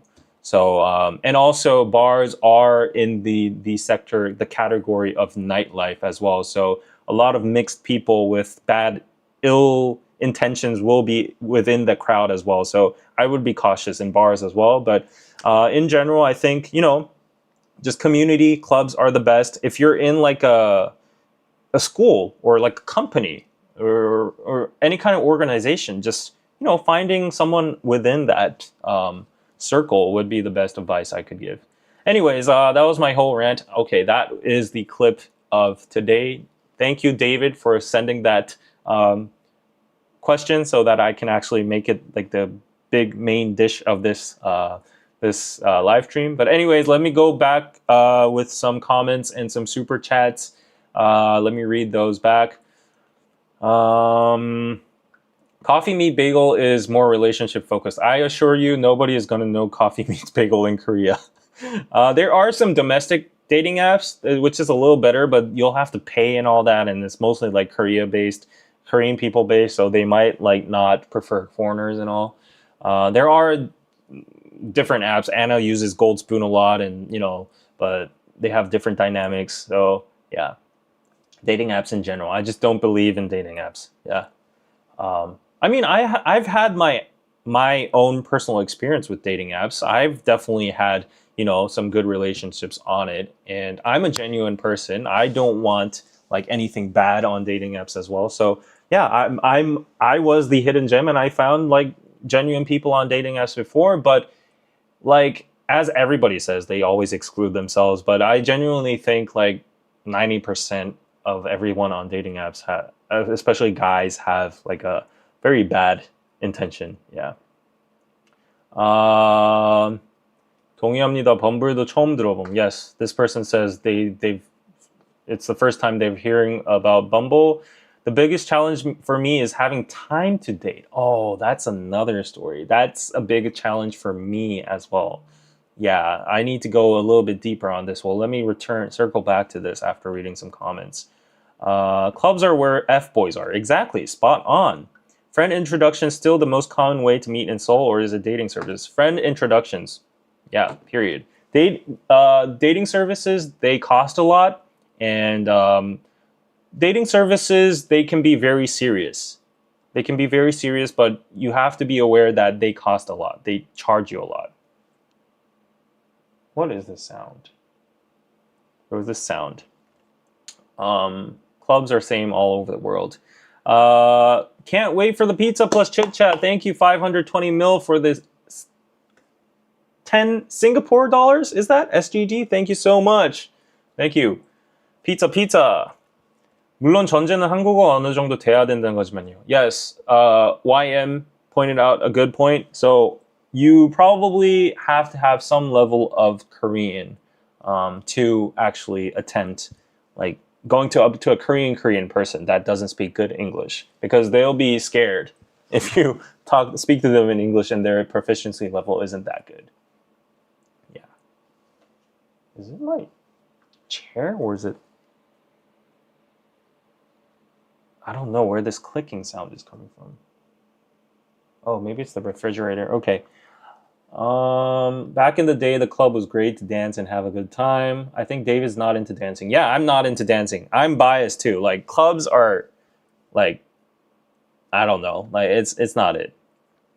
자만추. Yes, exactly. 도서관, 서점, 카페, 지역 activity 모임. Yes. So YM basically wrapped it up for all of you. So library, bookstore, cafe, community, your district community, and activity circles. All of that. Those are all very wholesome. They're green flags. Yes.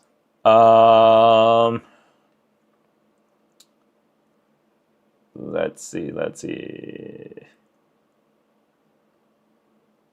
see. Oh, people are just talking amongst themselves.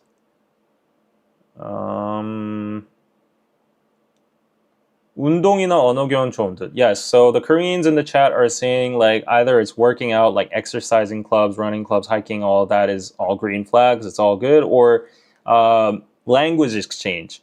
About language exchange though, like I have my own opinion about it. So language exchange is a little bit safer and it's definitely better, but still for guys, like in terms of dudes, there will be people who know about the language exchange market and they will infiltrate that group with the intention solely of meeting a person.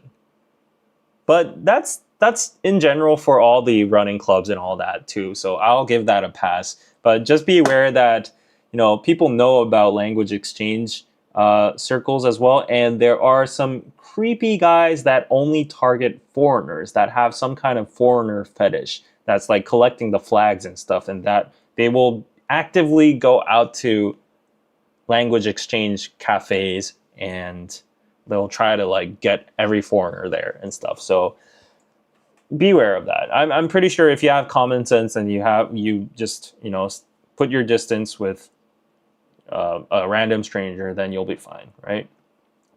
Maybe it's more comfortable wearing leggings. I can't speak on behalf of women, but this was reported about a lot, and there were a lot of articles published about this too. But most of it was saying that most of the women wore the leggings because of the Instagram pictures. It makes them look slim, good, and athletic and all that.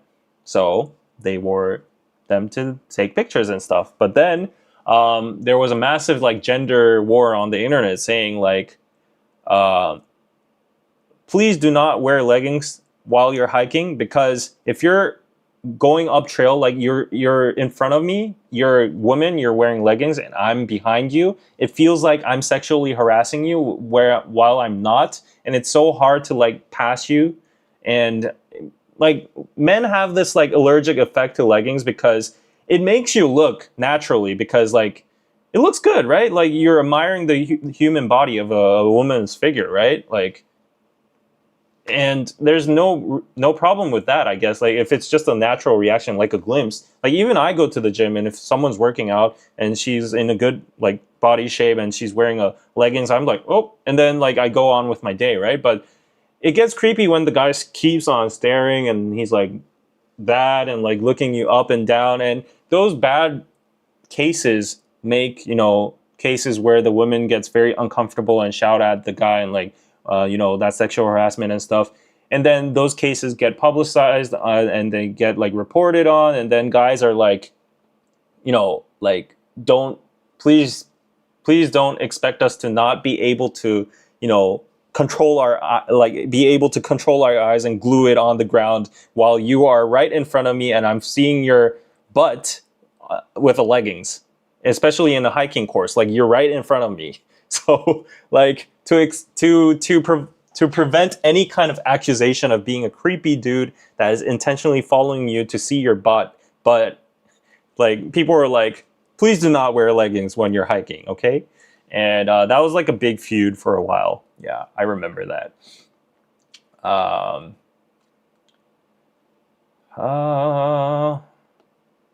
Let's see. The girls with the bodies like boys with Ferraris. I don't know. Well, of course, like people like, people that have wealth and that are better off, right? Um, let's see. You've heard about the term hunting in Korea from TikTok. I was so shocked. If you go to Hongdae or like Gangnam and go to these hunting pubs on Friday night, Saturday night, you will have to wait at least 2 hours minimum to get in. Yeah.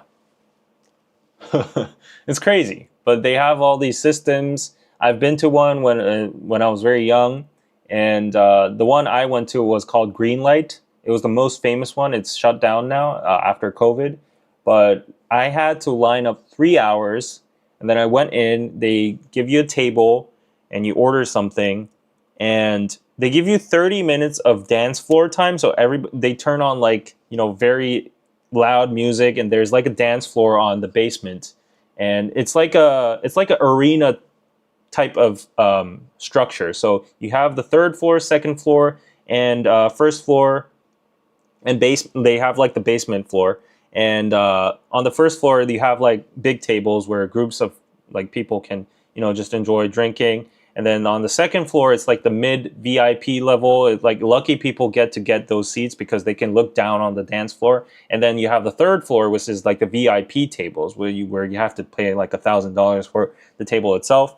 And there's like a whole ass like dance floor, and there's a DJ in the middle. So for 30 minutes, they turn on like loud music. Everybody gathers to the middle, and they all mingle and dance, and like they do booby or whatever shit. And in the dance floor, like you can grab a partner, not like grab, but you can grab a partner and talk to her and say like, oh, you can vibe with her, and then after the 30 minutes end, you can invite her to your table, and then you could like joint tables and you can play like alcohol games and drinking games and all that and have fun. And 30 minutes while is like resting time, and that's like the jungle time. So you're not dancing or anything, but everybody's just going to each other's tables and asking like, oh, do you want to like join us? Do you want to like, they're doing their own circus gigs and stuff, like they're trying to impress and all that. And the girls are like, oh, we're busy, we're in the middle of a serious talk. And that's usually like the smoke screen of like, we're not attracted with you, fuck off.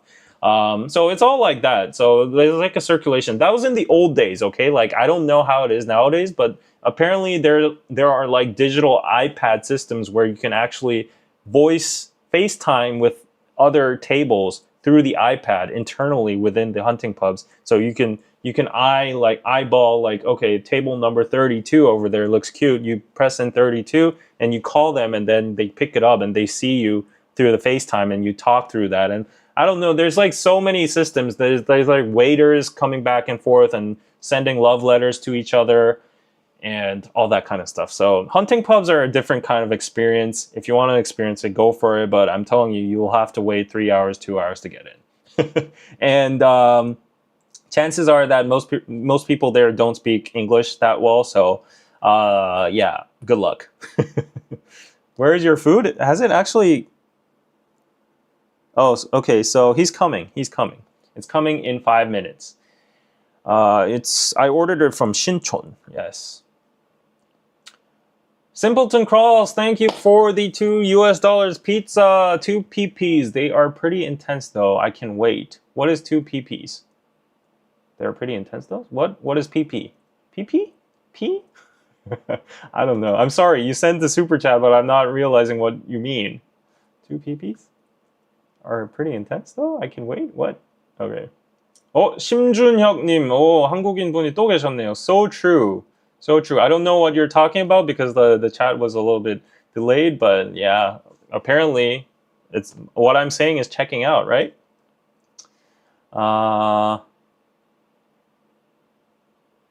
American gyms is all leggings, even some guys too. Yeah, that's good.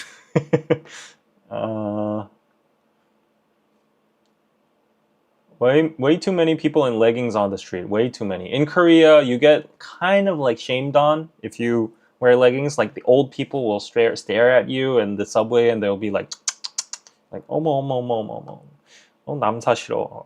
They'll be like, oh my, 엉덩이 뭐 똥꼬 다 보여주고 싶나 봐. 막 say stuff like that. They're like, oh, are they trying to show their assholes or whatever? And they're like, oh, she has no shame and stuff like that. I've literally seen someone say that like last week in the train of Busan. Like I think she was a foreigner. She didn't look Korean. I think she was from Southeast Asia or something, and she was in leggings, and it was like in like a light gray color or something. And I think maybe she was returning from the gym or whatever, and then she was just standing beside the door, and two grandmas. I don't think they were grandmas. They were like in their 50s or something, and they were speaking loud as hell. And I think they knew that she was a foreigner, so they were speaking in Korean. They were like, 쟤 좀 봐, 막, 똥꼬 다 보인다, 막 이러면서 저 보여줘서 뭐 하려 그래, 막 이러면서.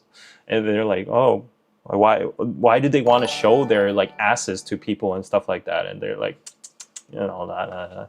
It kind of got uncomfortable. I didn't say anything, but like, yeah, there are people like that. Yeah. Simpleton Cross PayPal's $2. Thank you, pizza PayPal's. So 2 PayPal's. They are pretty intense though. I can wait. Oh, okay. So you send PayPal's. There you go. Okay. So let me catch up with the PayPal's. Okay. Thank you so much. So Deliza, wait, the PayPal is very long, so I need to access it through email, I think, to read the full message. If I can't, I'm effed. I'll have to just deduce. Wait, okay. I can see, okay, let me see. Deliza, thank you for the $10 on PayPal Pizza. I'm Simpleton Cross on your stream. By the way, I asked you a few weeks ago about the gender pay gap in South Korea, something along the lines of why are men and women experience a major pay difference of about 30K at roughly the same time in their lives. We were discussing the age South Koreans tend to get married, and when considering the mandatory military service, we estimated they were socially, economically the same age when they married. Did you do? Oh, that's a long thing. That's a long. Let me get my glasses on. Why are men and women experiencing a major pay difference of about 30K at roughly the same time in their lives? We were discussing the age of South Koreans tend to get married, and when considering the mandatory military service, we estimated they were socially, economically the same age when married. Okay. Correct me if I'm wrong. So we were talking about the gender pay gap. I remember that. And what you're saying is, despite men going to the military and having pushed back 2 years of their life, and they get in an entry level of like a job later than women, still they get like a higher pay than women? Are you indicating that? Or could you just put it into more easier words? Because like, I'm sorry, it's not your thing. It's like showing like this. I'm having a hard time. I'm not dyslexic or anything, but it's just like very hard to process. Yeah, could you put it in easier words? I'm sorry. Like, I'll catch up to that later. If you could put it in the chat, please. And the second PayPal, thank you for the $10 pizza. Do you know people your age or younger that are motivated to work in Korean agriculture? Okay, we often talk about the downsides of Korean society, including the compulsory flocking to Seoul. Do you know anyone who wants to contribute the extending life appeal of the countryside without destroying it for urban development? Yes. Okay, this I can answer confidently. So there is actually an exhaust over life in the big cities, especially Seoul, because of the huge competition. You have to keep up with the Joneses, and the competition with your careers, and the toxic environment, like the subway lines every single day, like the commute, like you literally are squashed and you can't even breathe in the subways, and you're in a rat race basically. And even so, you can't even buy a house in Seoul, right? So people get burnt out of it, literally. And some people get medical problems like health issues. And because of those, a lot of people are just tired of that and they just want to leave. So all of the competition behind, they just want to leave a little bit slow paced and healthier life with nature. So I have been, there is a term, it's called Quinong. It's like return to the country. It's called Quinong. And it's also, there's another term called 청년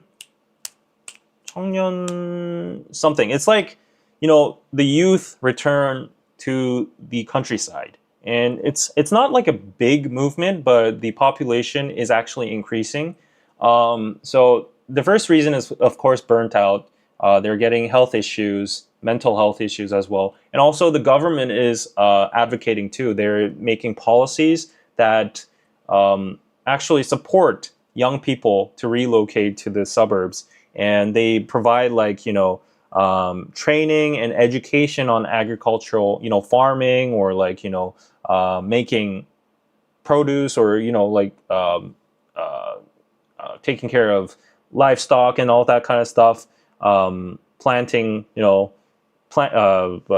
fruits and stocks and all that. So, and they also give you like smart farms. That's a big thing too. So they also rent you land. They also give you like big loans with very low interest to actually buy a piece of land so you can start off. So there's a lot of support from the government side as well, and a lot of people are taking advantage of that. I know a few people around me that actually has done that. There are people I know that are in the Gyeongsan near Daegu area that have received those government support, and someone's doing like an apple farm over there. Someone's doing like bees, like honey and all that, and someone's like making like aesthetic trees or something like that. And they're all like just living the good life in the countryside. And from what I've heard, they're very satisfied with their lives. It's less toxic, but they do like often miss the city's convenience or like the company and all that. And a lot of people also say that the countryside is not also utopian, because like the community there is just very small, and most of the people are very old. And the old people, the locals there, will often look down upon the young people that are relocating there, saying that they don't know anything, and they'll try to like, like there will be some kind of like gaslighting or stress put upon the new people that relocate to the countryside, and they'll be forced into like paying a collective amount of money for the community or something like that. So I've heard some like downsides, but in general, a lot of people are going to the countryside. And it is a huge problem because the agriculture in Korea is mostly just all dragged and just driven by the old people. And once those old people just die, sadly, then who's going to take care of the crops and the agriculture? So like a lot of people, it's getting, the manpower is already being replaced by a lot of foreign workers. Unfortunate, I don't know if it's unfortunate, it's like their choice, but a lot of people from Southeast Asia come to Korea and go to the countryside as manpower, because like the wage here is bigger here, and they have an opportunity. It's like just manual labor, and that's why you will see a lot of like people from Southeast Asia or India in the countryside doing like farming work. Don't get triggered over this. Of course, there are academic people, there are coders, and there are architects and everywhere from India and Southeast Asia, in Seoul as well. But I'm just saying there are a lot of people from those countries in the countryside. And yeah, so there's that. There's mostly a lot of old people, a lot of foreigners, and then there is a few amount of young people that are relocating to the countryside. And I don't know the exact statistics, but I just heard that it's growing, and I know a few cases around me as well. So it's definitely existent. Yes. Yeah. So I think my pizza should have arrived. What? Yeah, it should have. It should be in front of the gate, or maybe this guy isn't able to find my. Oh yeah, the map says he's here. Yeah, he's literally here, but oh, maybe he's lost in front of the gate or something. Yeah, he's definitely lost. He's definitely lost. Okay. I feel bad for him. There's probably going to be a call soon coming from the writer. Yeah, did Simpleton Crawls elaborate on your question after the PayPal? Uh, uh, uh, uh, uh, uh, oh, 이지선님. Oh, yeah, a lot of Korean people today.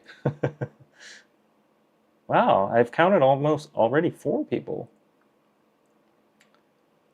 Um, Men and women in South Korea tend to get married at 33 to 34 women and 36 for male at that time. On average, SK men are making about 30K more, yet SK women have been in the workforce the same amount of time as the men. Okay, so I'll be totally honest. I did not do further research on this, so you don't quote me on anything from what I'm about to say. The gender pay gap is real, of course. That exists in every single country. There's a bigger gender pay gap in Korea statistically. I know that by facts on like articles in Google. The glass ceiling exists because we are, by default a patriarchy and a patriarchal society. Yeah, but just to like, if you ruled out that explanation itself, like if that fact explains what you're telling, what you're saying, then there's no more to explain, right? But if I don't choose to just leave it there, then I would say that I would have to look into the statistics. Maybe I said this before again, maybe I'm just repeating myself, but I would have to look into the statistics to be sure. But my assumptions would be that men go into areas that pay higher. So if you make a median of all sorts of different jobs, like if there's a nurse and there's a doctor, if there's like an architect and there's like a cleaner, or if there's like a normal office worker and like someone. So if you make a median of all that, like the statistics might be distorted to some extent, a little bit, and there might be another explanation that men are in like a little bit more dangerous situations like manual labor or truck deliveries or maybe even doctors or like areas that are more crowded with men usually are more dangerous or involve physical labor that usually have like bigger stakes and bigger pay. So that might be one factor. I'm not sure about that. As I said, like I don't know which statistic you are quoting, so that might be a fallacy as well too. But other than that, um, there might be that factor as well. So let's say like this is all hypothetical. Okay, this might be a scenario. I'm just thinking of maybe some potential reasons. Let's say a woman gets pregnant, like they marry at like 30 or 28 or something. They choose their like maternal leave, right? And during that period, your salary is going to be it's going to be iced, right? It's not going to fluctuate, right? You're just going to receive the same salary you left with maternal leave. Whereas in that time, men are still going to be in the workforce and they're going to have like that extra 1 or 2 years to like get up and work up to like better positions. And then also the dynamics will come in and people will the bosses might prefer men over women, and then in this society, like they might get better upgrades in their job positions, and that might alter the statistics as well, and like the playground might be tilted. Um, Other than that, I can't really pinpoint it right now. I'll do a quick Google search actually to actually try to find out what the 남녀 임금 격차 원인. So let's see. Let's see. So there is this article from 중앙일보, which is a major journal. So Korea's gender wage gap ranks first for 30 years, 31.5 difference. Why? And Korea's number one in 2019 for the OECD. And let me actually show you what I do nowadays.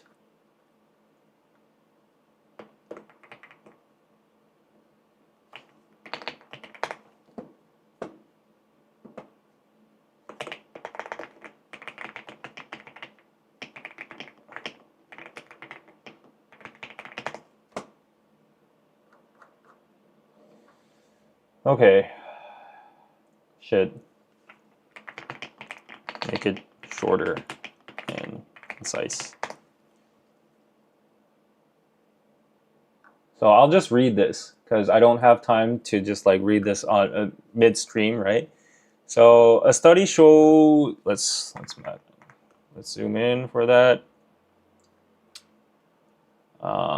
Let's see. A study shows shorter paid childcare leave and lower wages for older women widen Korea's gender wage gap.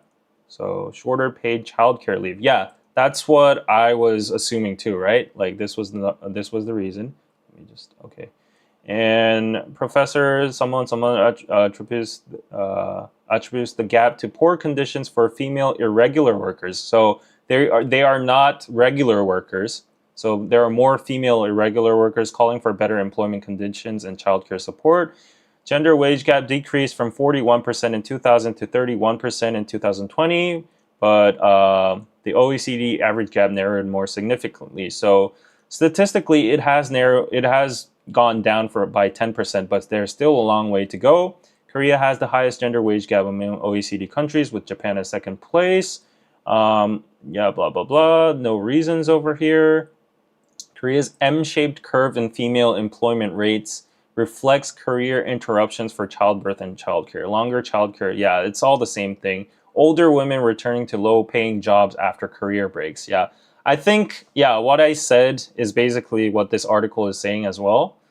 Research shows that 66.5% of gender wage gap is due to unexplained discrimination, largely from career breaks. Yeah, so basically unexplained discrimination from internal like job dynamics and also career breaks and irregular form of employment.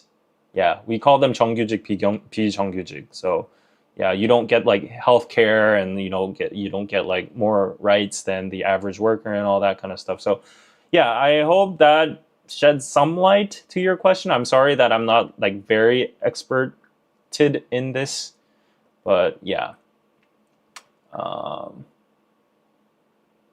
Okay. Can you go to all the provinces of Korea via KTX? No, you can't go to all the provinces? I think so. Yeah, I think so. If you're talking about provinces, definitely not all the areas and all like the ins and outs of Korea, but to the big provinces, yes, definitely.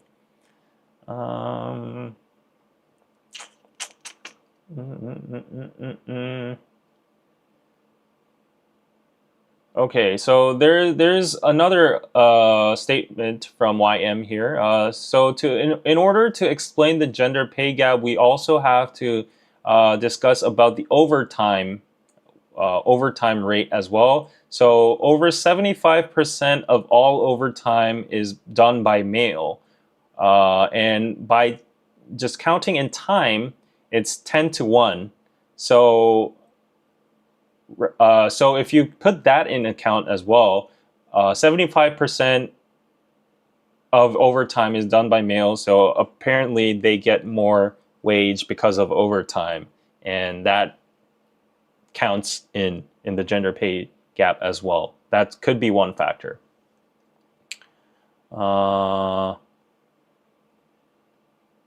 Okay, and there is another thing. So there is like plus points for mandatory military service. If you finish your military, you get like some small points like as a bonus when you are applying to a company.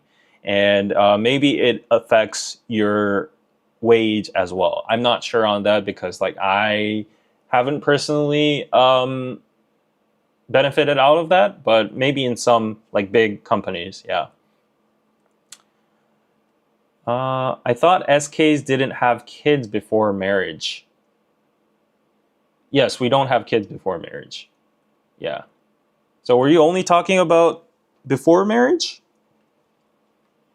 But 33 to 34, 30, that is an age where a lot of people will have kids. Like everyone around me who are like women and they're 33, it's rare not to be like married.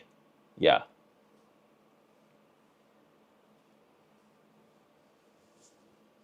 I don't think it's like rare, but yeah, everyone around me though, they're pretty much married.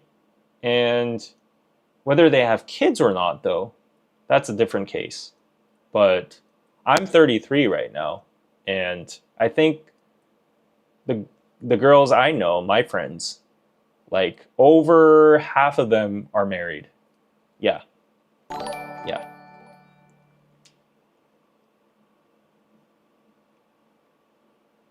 Hmm. Yeah, so I don't think the articles or anything provide like a very good explanation. I did find another, like this is from the Presidential Committee on Aging Society and Population Policy.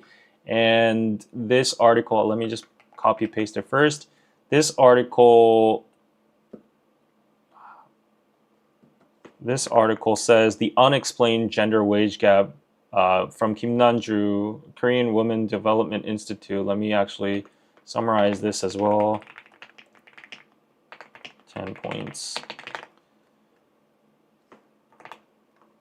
Yeah. So let me check if my pizza's here. It's probably here. Okay, it's here. So I'll get my pizza. You guys read this amongst yourself for a while, okay?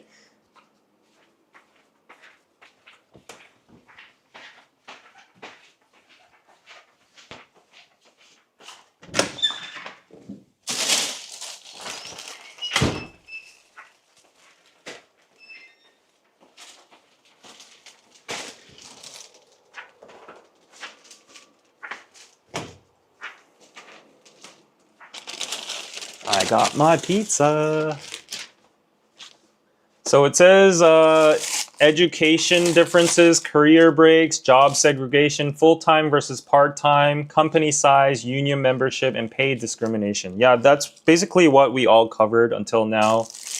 Yeah, I think this is, like, in a nutshell, this is basically, like, what it is.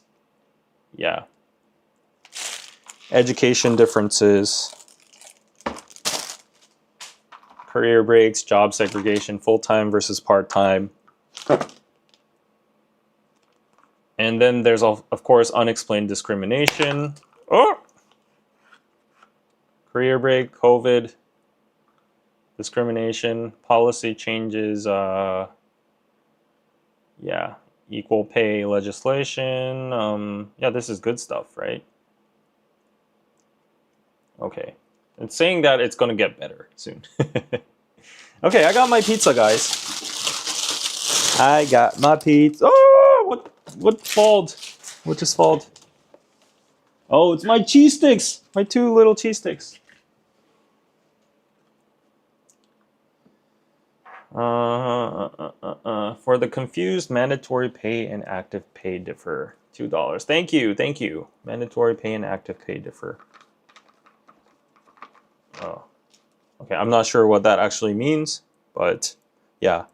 I think we should move on to the next topic. Thank you so much, though. Also, Crystal, thank you for the $20. Thank you for the live stream today. It really cheered me up. Pizza, I'm always here for you. Thank you so much for the $20. Your $20 actually bought me this pizza. Basak. Crispy basak go pizza. It's this size. It's a one-man pizza. One person pizza.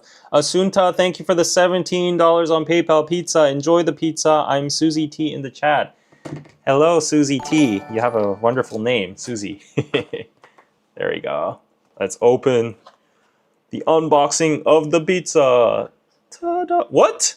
Did I order cheese? Oh, actually, I don't recall what topping. I didn't select any top. Oh, I just did the default. The cheapest menu, and of course it should be cheese. Oh, dang. Okay. Well, it is what it is. I love cheese pizza too.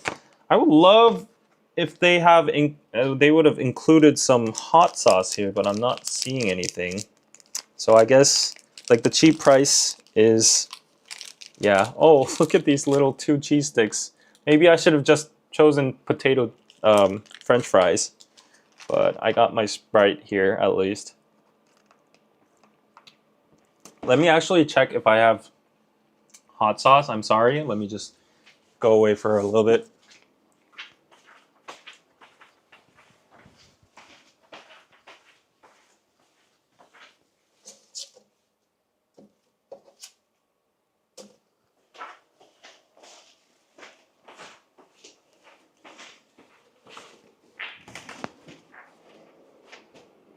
And we do not have hot sauce. I'm sad. I don't have sriracha or hot sauce or anything. Cheese pizza is delicious. Margarita style pizza is my favorite though. Yeah, any kind of pizza is good, but ta-da! Look at that cheese. Ooh. This is perfect. Perfect for a late night meal. Yeah, I don't give an F.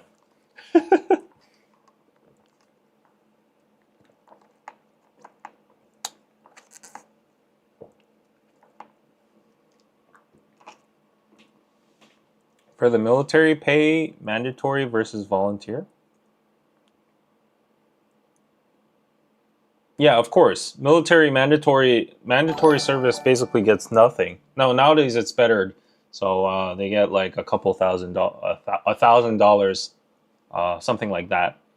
And volunteer, like if you're enlisted as like an officer or something, if you're actually in the military by choice, then you will get like a standard wage.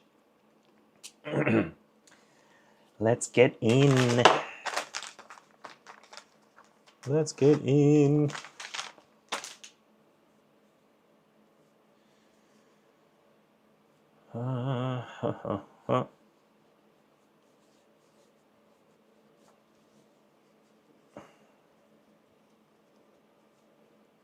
So what is everybody talking about? How many people are still watching? Whoa, 200. Whoa. Thank you for still watching. And thank you for all the PayPals and Super Chats. Really appreciate that. Please smash that like button.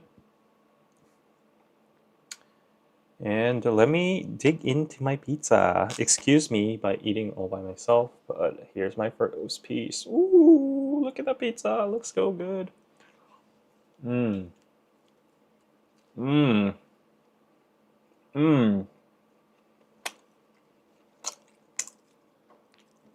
Sorry if I'm like jubbing. I got a lot of comments about like, why do you have to smack your like mouth so much while you're eating? That's disgusting. But I'll try not. I'll try my best not to.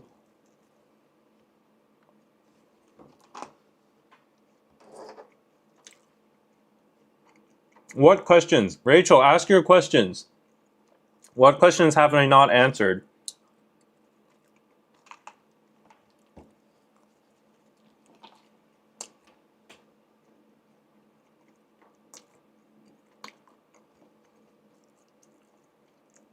Not the close-up. We need some memberships. Oh, Chenami Hyungnim is here. When I get cash, I will buy one of your KPC shirts. How much and how long from Korea to USA? Honestly, I don't have any pricings yet. This one, just to manufacture it for myself, I think it costs like 20 bucks or something. So probably to ship it to the US is probably going to have like a shipping fee and all that. So I don't want to overcharge, so it's probably going to be like 30 bucks or something. I don't know. Honestly, I have no idea at this point. It might even take a long time to actually release it on the store.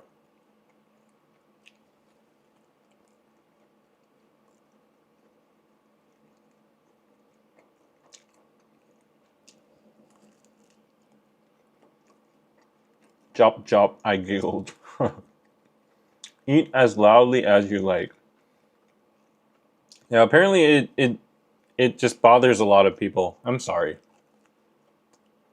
But when the mic is this close to you, like, it's inevitable. How common is vaping in Korea? Oh, that was your question? I never saw that. I saw your question about that Sumi Lee or that girl. I don't know, but yeah. Oh, Uncle Dan has gifted 5 KPC memberships. Woohoo! Thank you, Uncle Dan. Adding more toppings. Common is vaping? It's very common. It's very, very common. Yeah, I think nowadays I'm not sure on the stats, but around me, at least around me, everyone I know just vapes. I haven't seen anybody actually like smoke a cigarette. Jin vapes. My new employee vapes. I think a lot of young men and women too choose to vape. But then you'll go to like, office districts in Gangnam, Yeoksam, and like also party areas like Hongdae, Itaewon, and you'll see a lot of cigarettes on the ground. So I guess like the majority still like smokes just plain cigarettes a lot, but at least around me, for some reason, a lot of people get like those like vaping is like the electronic, version of like smoking, right? With the extracts and stuff. Yeah, I think everybody vapes around me.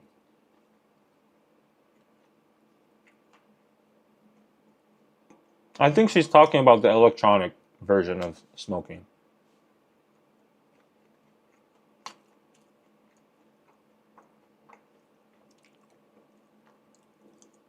Now is the time to ask, Rachel. Yes. Is backwards walking a trend in Korea? It's a trend in the US fitness game? Backwards walking? What the hell is that? Walking backwards? That's what ajumas do. Do they even do that? I don't know. I've never seen that. No. Maybe if you go to Han River or some of like the parks in Korea, you'll see some ajumas seldom like walking backwards, but it's not like a trend or anything. Thank you, Uncle Dan. Yes. Thank you. Uncle Dan is a legend. He is.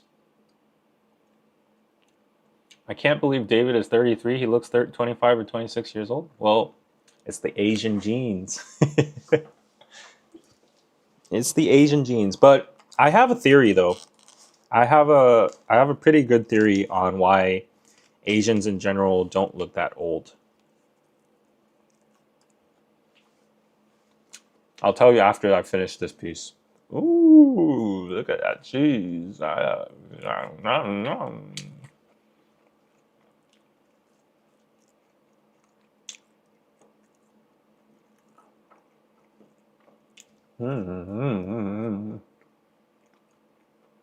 There's backwards walking that one Gangnam Style scene? Oh yeah, I think there is. Speaking of eating loudly, why do Koreans slurp ramen noodles? I choke every time I try slurping noodles. Like, that? I don't know, isn't that just the natural way to eat? How do you eat noodles then? Like, no offense, like, I'm just really curious. How do you eat otherwise? Like, do you, like, pull it in, like, quietly? Like that? You just suck it up. You vacuum it up, right? Like,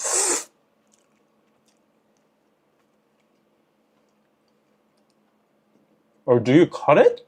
No, don't tell me you cut it. I do not associate with people who cut their noodles with their teeth. Do not.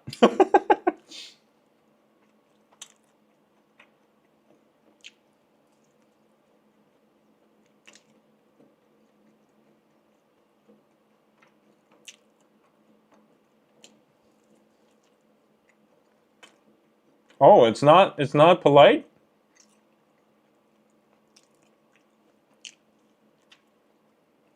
They slurp because they love the noodles. It's called showing appreciation for your food.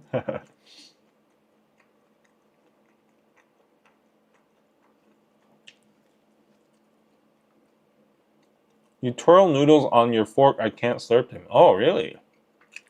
That's interesting.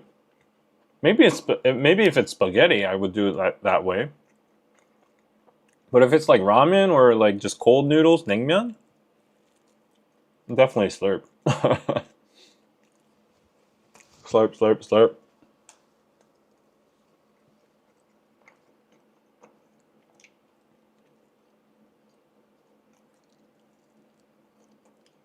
Slurping also just makes it more tastier, in my opinion. It adds a very it adds an audio aspect to the food. So I'm sorry if you're underage or you don't like this kind of commentary, but it would be like having sex without making any noise. And I know for a fact, I've read it in the articles, that a lot of women just fake it. Just, fake the noise or something. Just for like the thrill or to satisfy their partner or whatever. That was a weird analogy. I'm sorry. It's 1:20 a.m. in the morning after all.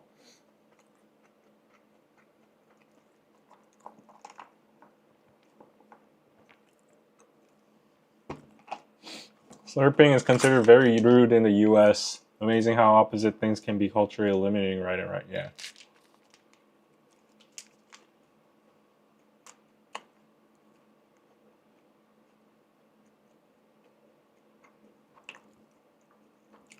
Burhe.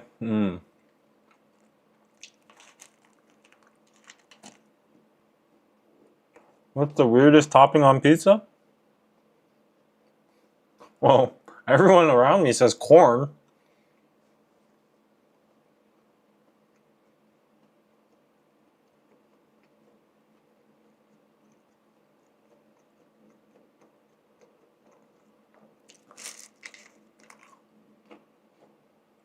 I haven't watched any of the Olympics yet. I don't think I will. I'll probably just watch the highlights. Like, honestly, who watches the Olympics live? If it's on the TV somewhere, like at Seoul Station or something, I'll kill some time and watch it, but who even watches the Olympics live? If it's like a football game, of course I'd watch it, but if it's like archery or gymnastics or swimming, swimming I could watch. It has to be intense to watch it live, but if it's like shooting or something else, then nah.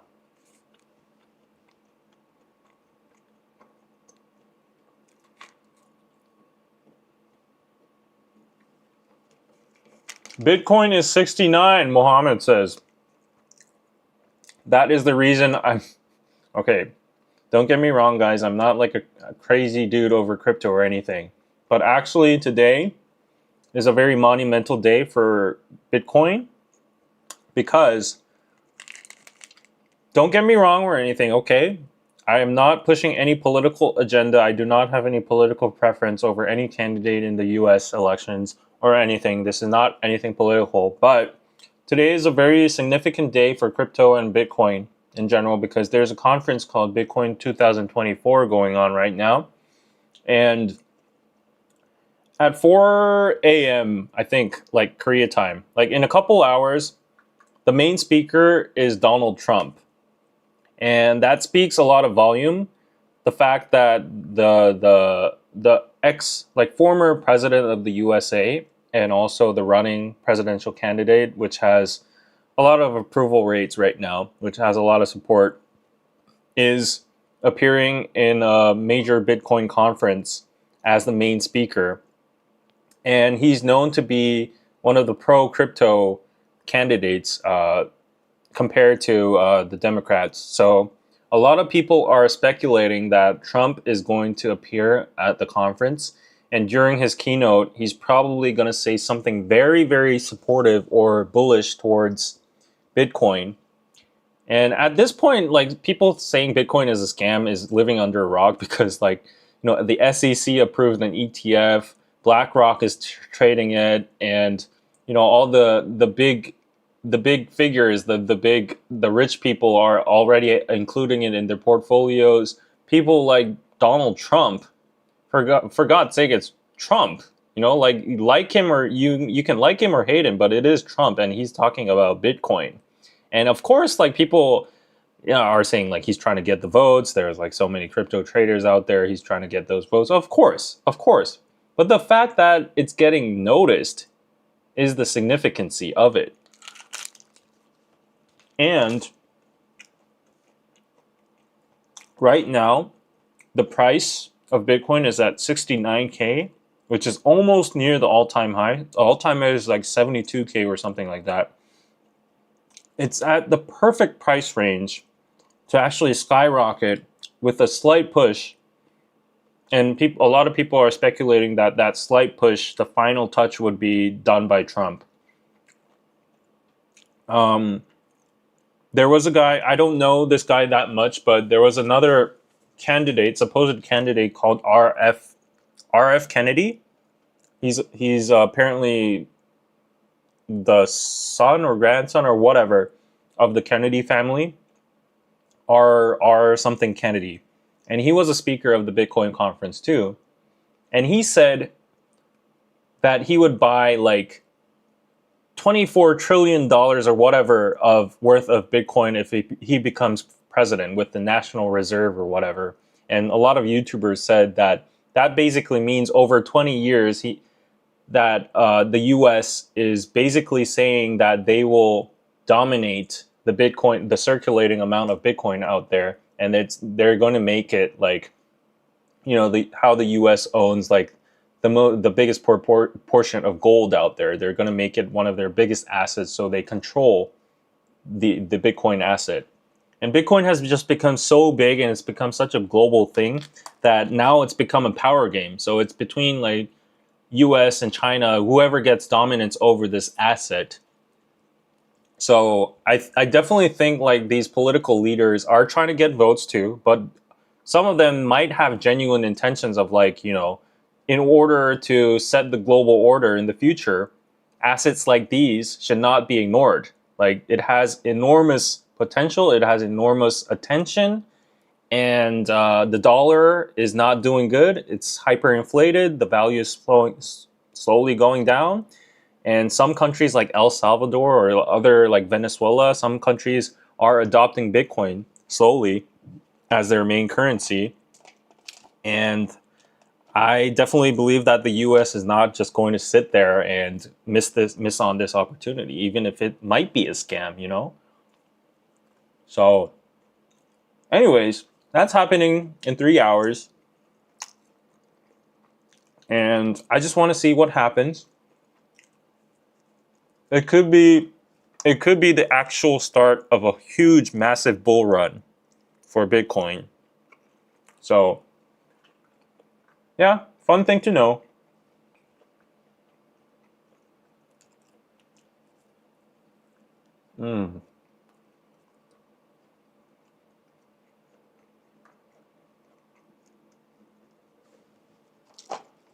This pizza was a good choice. Thank you so much, guys.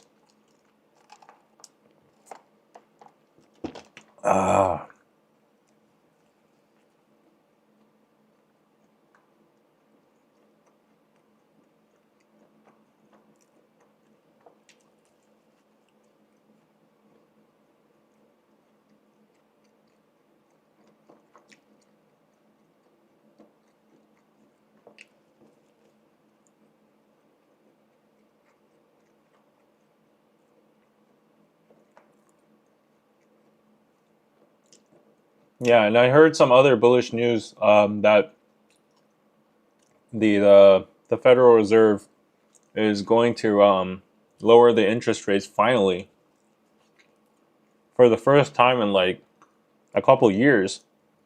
since COVID. So hope that eases the economy a little bit. But okay, let me just finish this slice. Sorry, guys.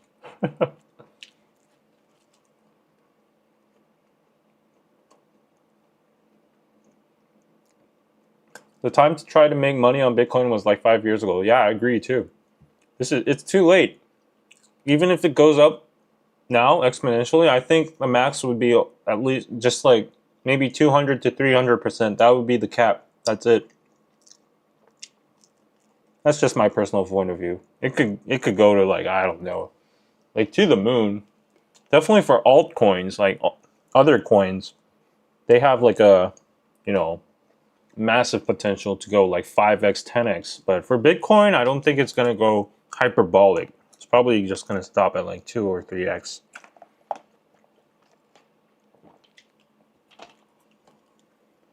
How can one buy Bitcoin? Just Google it.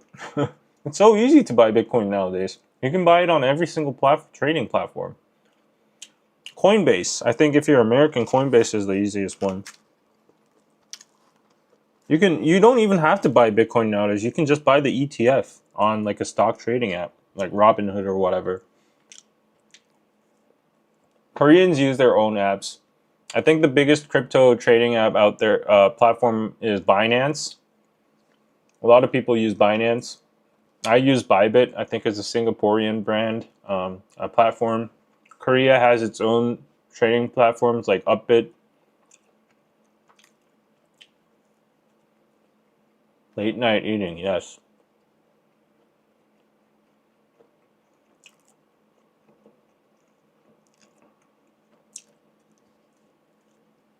David, you need to look into RFK Jr. He's by far the most intelligent, genuine candidate who actually knows his stuff, talks about any topic in nuance. Okay, I'll check him out.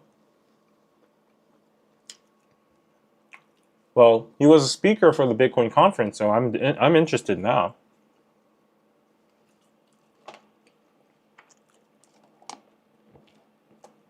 But I just wonder what Trump's actually going to say about Bitcoin. Everybody's wondering. Some people are even speculating that Elon Musk is going to come on stage with Trump. Some people are saying, like, because Trump's agenda is to make America great again and America first, prioritize America, we're no longer the world police. We don't have like to police everybody, and like we should think of our own economy first and all that. A lot of people are thinking that he's probably going to send out a message on the Bitcoin conference saying, in order for the U.S. to grapple and maintain as the world's like biggest and most successful economy and country, as the superpower, financially and monetarily and digitally, they need to be ahead in the race as well. So he's probably going to say something along the lines like, if I become president, he's going to make government department or order some kind of governmental organization to monitor Bitcoin, legislate it, buy it, hold it as a national reserve and stuff like that. If he says something like that, it's going to the moon today. Yeah.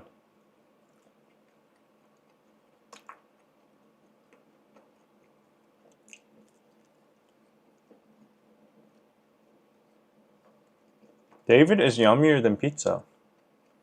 You can eat me. I'm just kidding. I'm sorry.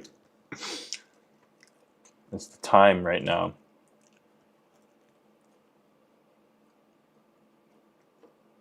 The conference is live now? Yeah, I'm not going to watch it until Trump comes on. So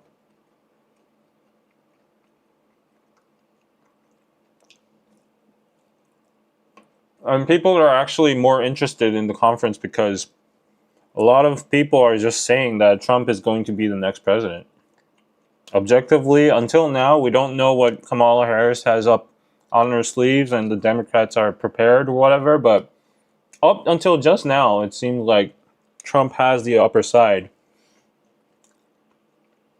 I heard like the estimated pollings are like 47 to 45 or something, 47 to 44, something like that.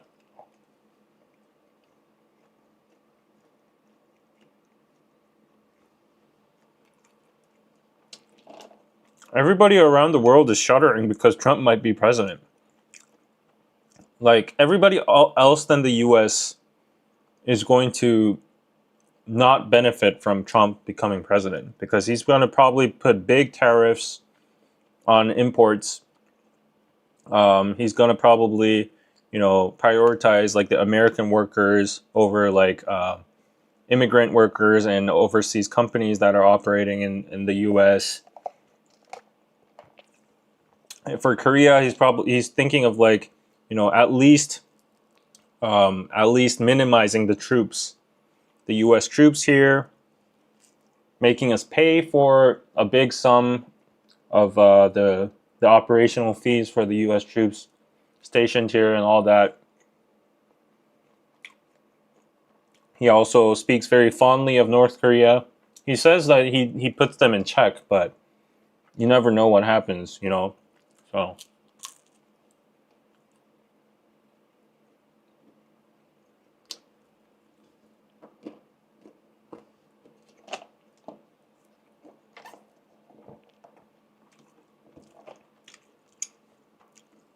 This is like my last piece. I'm sorry the chat and the talk became so political.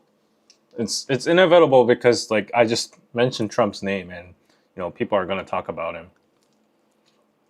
But yeah, once I finish this, I'll maybe answer like one more question and then probably like wrap up the live.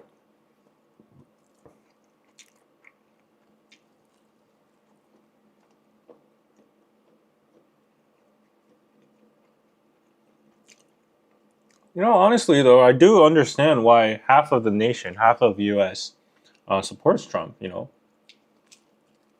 Even as an outsider, if you look objectively at his agendas and speeches and his message, I'm pretty sure a lot of Americans appreciate that as well.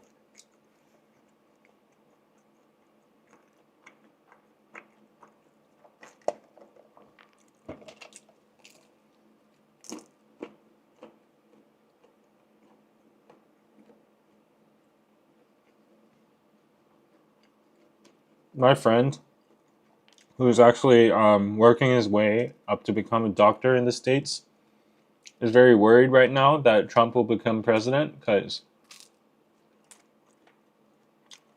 it's going to be very hard to get that working visa or green card.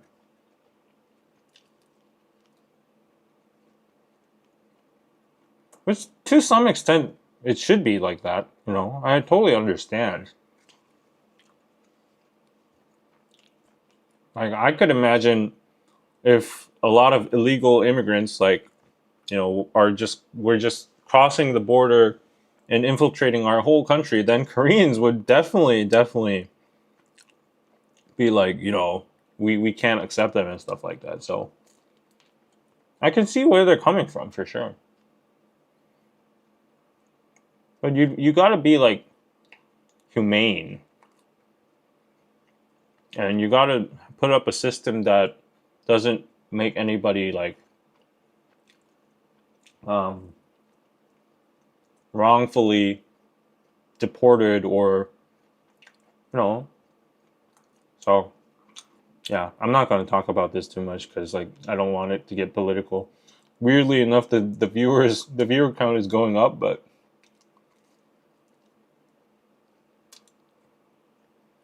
David, do you lose a lot of weight? I'm so shocked you look so slim. No, I don't lose weight. I actually gained some weight.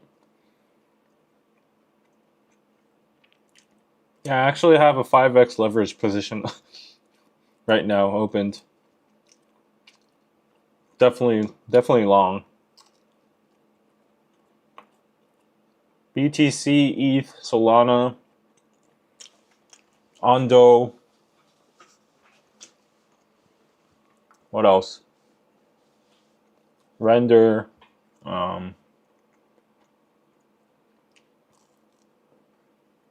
I even forgot my portfolio. Avalanche.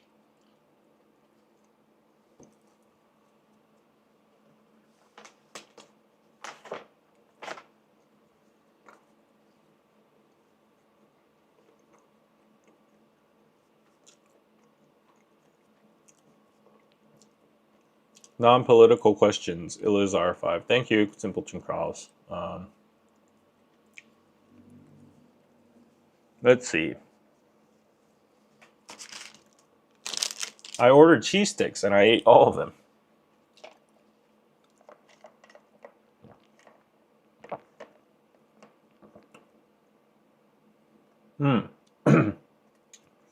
Would you buy a tiny house? And 2, is SM for sale? Is that real tea? In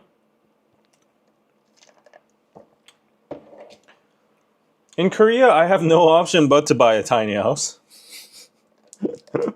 So yes. I don't have money to buy a big house. So yeah, unfortunately.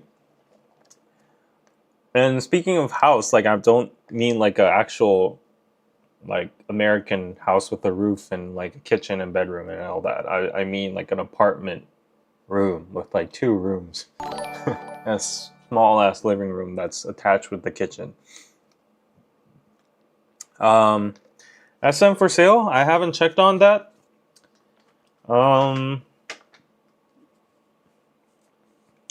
It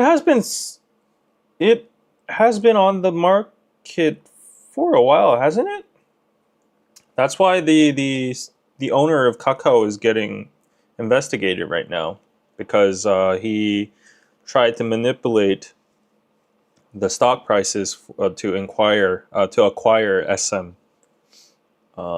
Yeah, it was against Hybe, and it was the competition between Hybe and Kakao. And I think they're doing a massive investigation. So I don't know if the bid is actually still going on, but reflecting on what happened before, yeah, probably like SM once had an intention of, getting acquired. So maybe that means they're still on the market? Yeah.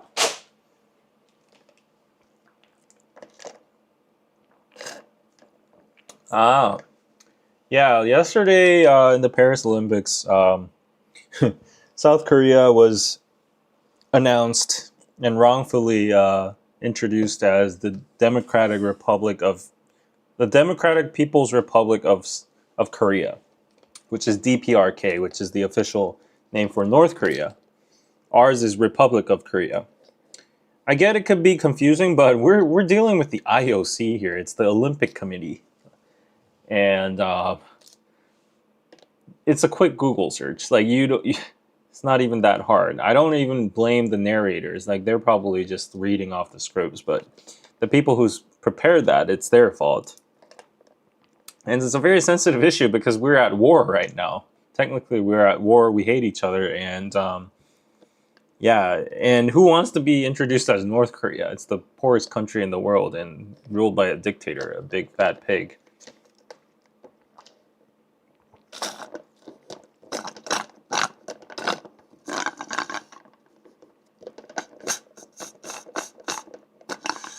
Are there US-style tiny houses in Korea? Yeah, if you go to the countryside, for sure. It's not in that style, though. It's like Korean-style houses. There are, though, some fancy ones. Like, they're called townhouses. If you go to the outskirts of Pangyo or maybe like Dongtan, you can find like 2-story, well-furnished houses. Yeah. Those are a little bit expensive though, and they have very bad transportation around, so you probably need to own a car.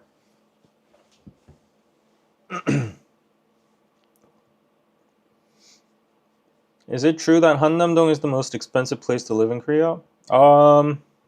In general, yes. Hannam-dong is like the most expensive place where a lot of celebrities, CEOs, founders all live. Yeah, there. But then there's like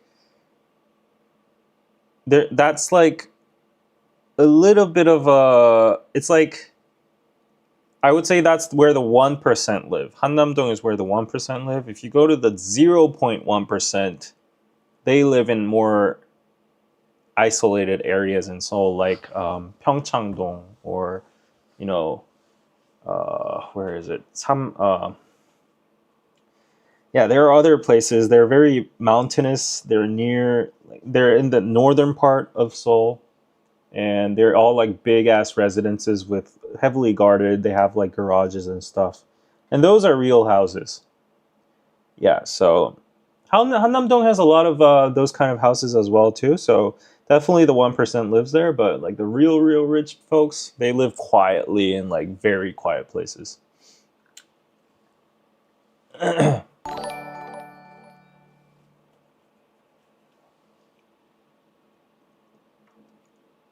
Does Korea have a folklore creature that people try to catch on film? Like we have Bigfoot. Oh, do you play Diablo 4?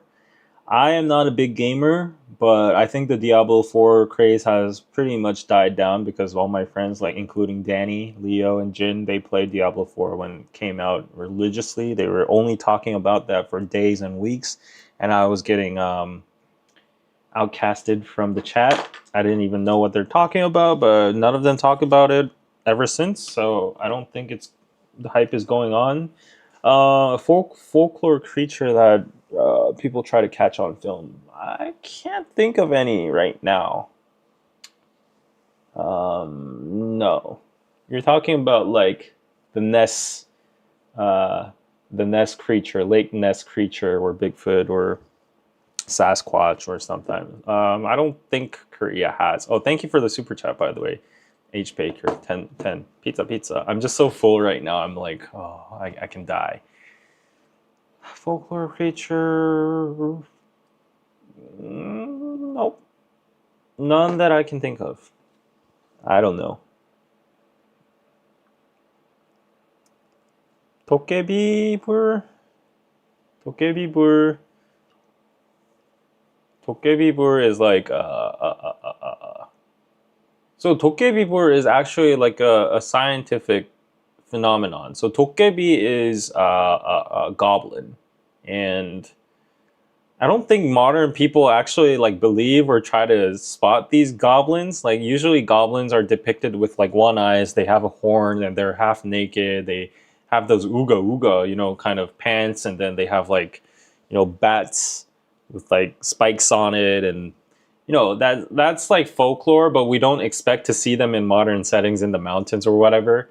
So it's just like a mystical creature that appears a lot in folklore. But Dokkaebi Bur is like it's another concept. You go to cemeteries and you see like these little light bulbs that are like floating around the cemeteries and stuff, and people used to call them Dokkaebi Bur. They are called Dokkaebi Burs, but apparently there's like some kind of substance in a human's body that forges with some kind of, I don't know, substance in the ground, and it emits it to the air, and then that just ignites and makes this kind of like light effect. Yeah, I think it was In. aespa has a song called Dokkaebi Bur. It's called Illusion, yes. aespa's song Illusion is Dokkaebi Bur. In, yeah, I don't know what in is in English. Will-o-wisp. Fenfire.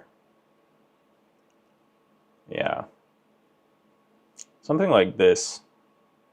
You've probably seen it before. Yeah, it's a natural phenomenon.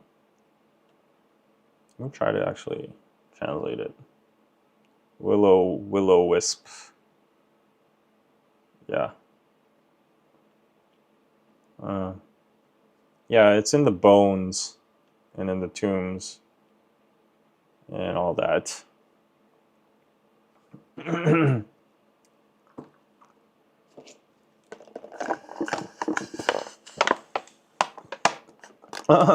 흰둥이님. Oh, another Korean. Wow, that's a record today. I think it's like 5 or 6 people already. 왜 뒤에 의자가 다 노란색인가요? 치즈색인가요? Because it's the Korean Pizza Club. I haven't officially told this, but like, KPC's official colors are yellow and blue. Because it's cheese and blue is my favorite color. And yellow and blue go well together. It's like a playful color too. So yeah, you'll notice that my profile pic is blue in the background. Yeah. Okay, how long have I been streaming? Oh, it's been almost 3 hours. So I don't want to make that a 3 hour mark because people are gonna get, scared off by the duration. They're probably not gonna watch it anyways at this point because it's already like 2 hours and 42 minutes. But yeah, one person, one of my friends. I was just talking, and then he was like, "What are you doing nowadays?" And I'm like, "Oh, I'm doing KPC. I'm mostly like streaming nowadays because I'm like preparing for the next season." And he just took a look at my channel, and then he saw the live stream, and then the live stream just before was 3 hours, and he was like, "Wow, 3 hours? You do 3 hour live streams? Like, 대단하다, wow!" And then he was like complimenting me, but at the same time, it felt very like, does this have a hidden meaning? Is he like calling me jobless or something? So I kind of felt weird at his compliment. I think he was genuinely saying like, "Wow, I could never even talk 3 hours by myself" or something like that. But yeah, he was like 3 hours. Wow. I was like, oh, maybe I should, short it down a little bit. I look sleepy. Yeah, maybe I'll get some sleep before the actual talk. I was planning to do some editing and do the K-pop reactions, but I'll just save it for tomorrow, maybe. Can you still smell the incense? By the way, no, it's gone.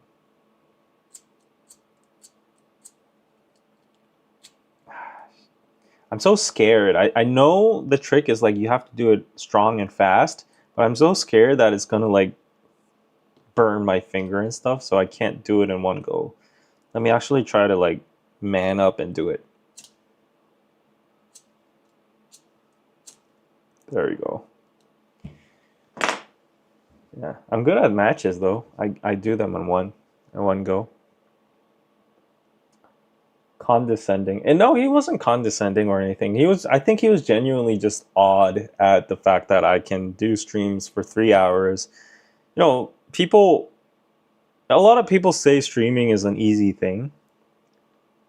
And to some extent it can be because it doesn't require like a special talent or anything. And anybody can do it. The threshold is very low, but whether you can keep the stream entertaining for a certain amount of hours, and also whether you can continuously think of topics for 2 hours, 3 hours, I think that's a different thing. So anybody can be a streamer, but can they be a good streamer? That's a different thing. And I'm not calling myself a good streamer either, because if you look at the top tier streamers out there, like, I don't know, in Korea, like the Africa TV, BJs or whatever, they have their own content, their routines, they have guests, and they do a lot of stuff. Sometimes they do crazy stuff. You look at Twitch streamers, they do games and whatever. I show Speed, he does like crazy stuff too. I'm just here, chilling with you guys. I'm just chatting with you guys, and thankfully you guys are watching. And like my audience isn't that big as well, so I wouldn't call myself like a good or successful streamer or whatever. I'm just doing this for the sake of interacting with you guys, and feeling bad that I haven't been putting out content on my channel regularly. So the least I can do is stream, right? So I have that mindset. Yeah, you have to keep people engaged. But I feel like I don't keep people engaged. It's just like you guys are very like, loyal to my streams, and I'm very thankful to that. Like you guys are just like very revisiting loyal visitors and viewers. Yeah. Like nobody's intensively watching or anything. I'd be boring as a streamer more than I am now.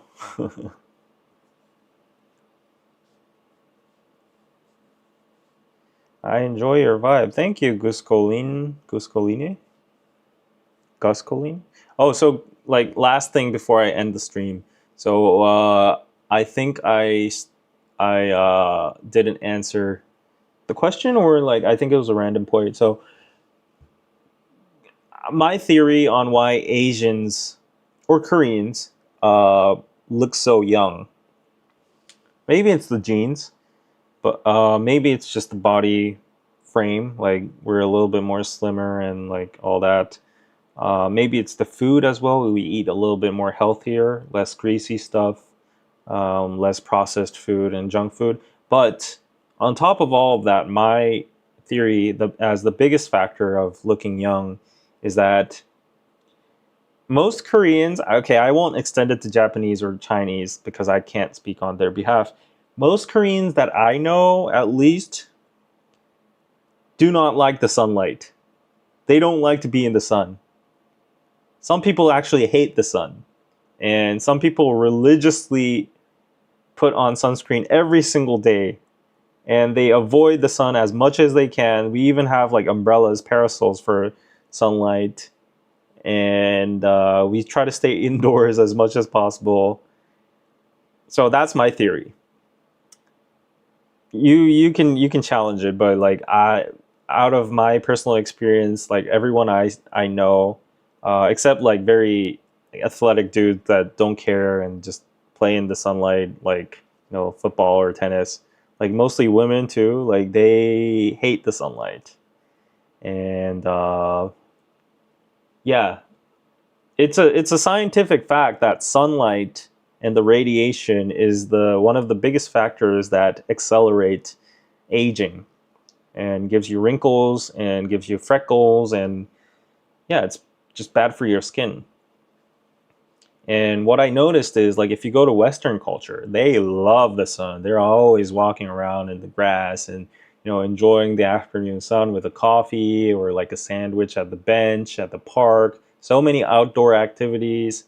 In Korea, it's like nah.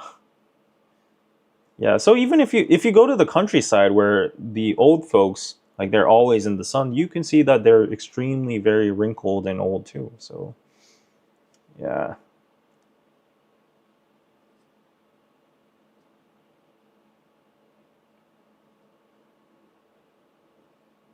No offense to others, but aren't many brown and yellow people told they look younger? Yeah, they do. Mhm. Yeah, there's a lot of sayings like black don't crack, Asian don't age, something like that. DKDK was an amazing channel concept. They were so engaging and chaotic. Thank you.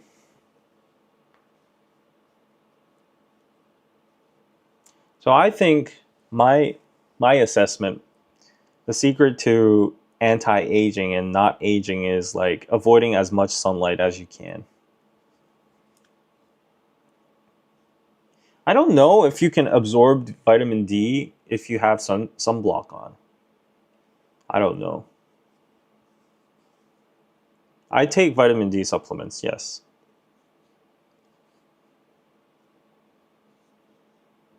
Funny, Africans also look younger than their age and their skin is most exposed to sunlight. That might be true, but then like I think our pigments and the skin substance might be different. Yeah.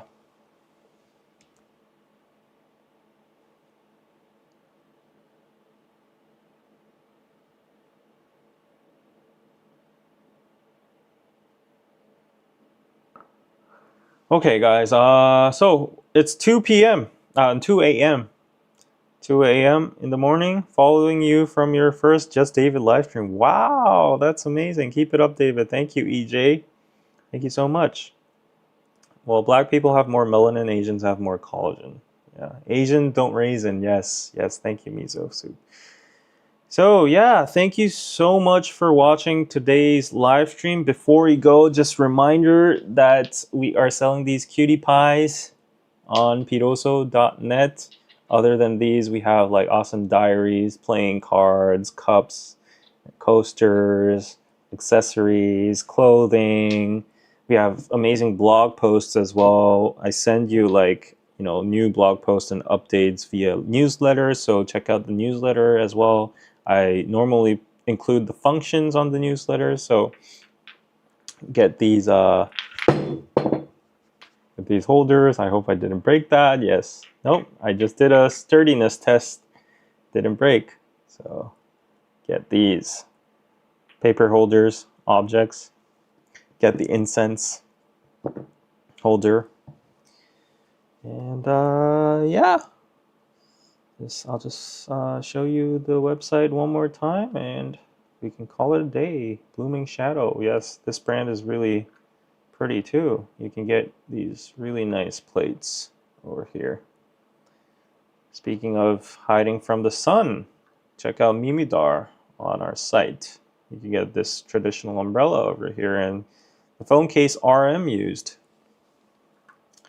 And this tea. Amazing tea. You can get a selection of different types of tea over here. Yep. So check it out, guys. Check it out. You can use credit card now. In order to use credit card, all you have to do is go to the purchase site. For some reason, Shopify only enables like dedicated buttons for their own in-house apps. For third-party apps, they don't provide that. So you go to more options and then just, press this XMB Global Payment, and you can use Visa, MasterCard, JCD, American Express, Union Pay, whatever else there is. And yeah, unfortunately, no Apple Pay. Yep. How often are you on live chat? I do lives every Tuesday, 10 a.m. KST. Those are pretty regular. If Anna and I, either of us, are not sick or anything, we try to do it every single week. So mark your calendars for that. Tuesday, 10 a.m. KST, Korean Standard Time. So convert that into your time. I do 2 live streams per week. At least I aim to. So for the solo lives I'm doing here, I usually do it on Friday, Saturday, Sundays. That's when I get the time to do it. So right now it's a Saturday night for me. So I'll probably try to maintain this time. Yeah, but it can be fluctual. So, okay. Thanks for chatting with me, guys. And you will order the incense box. Great. Use the coupon code CARD, C-A-R-D. Go check out my Instagram at JustDavid92. Look forward to my new content. Check out my Discord chat. Check out Patreon, where I put up an exclusive podcast today. Yeah, let me just do all my plugs before I go.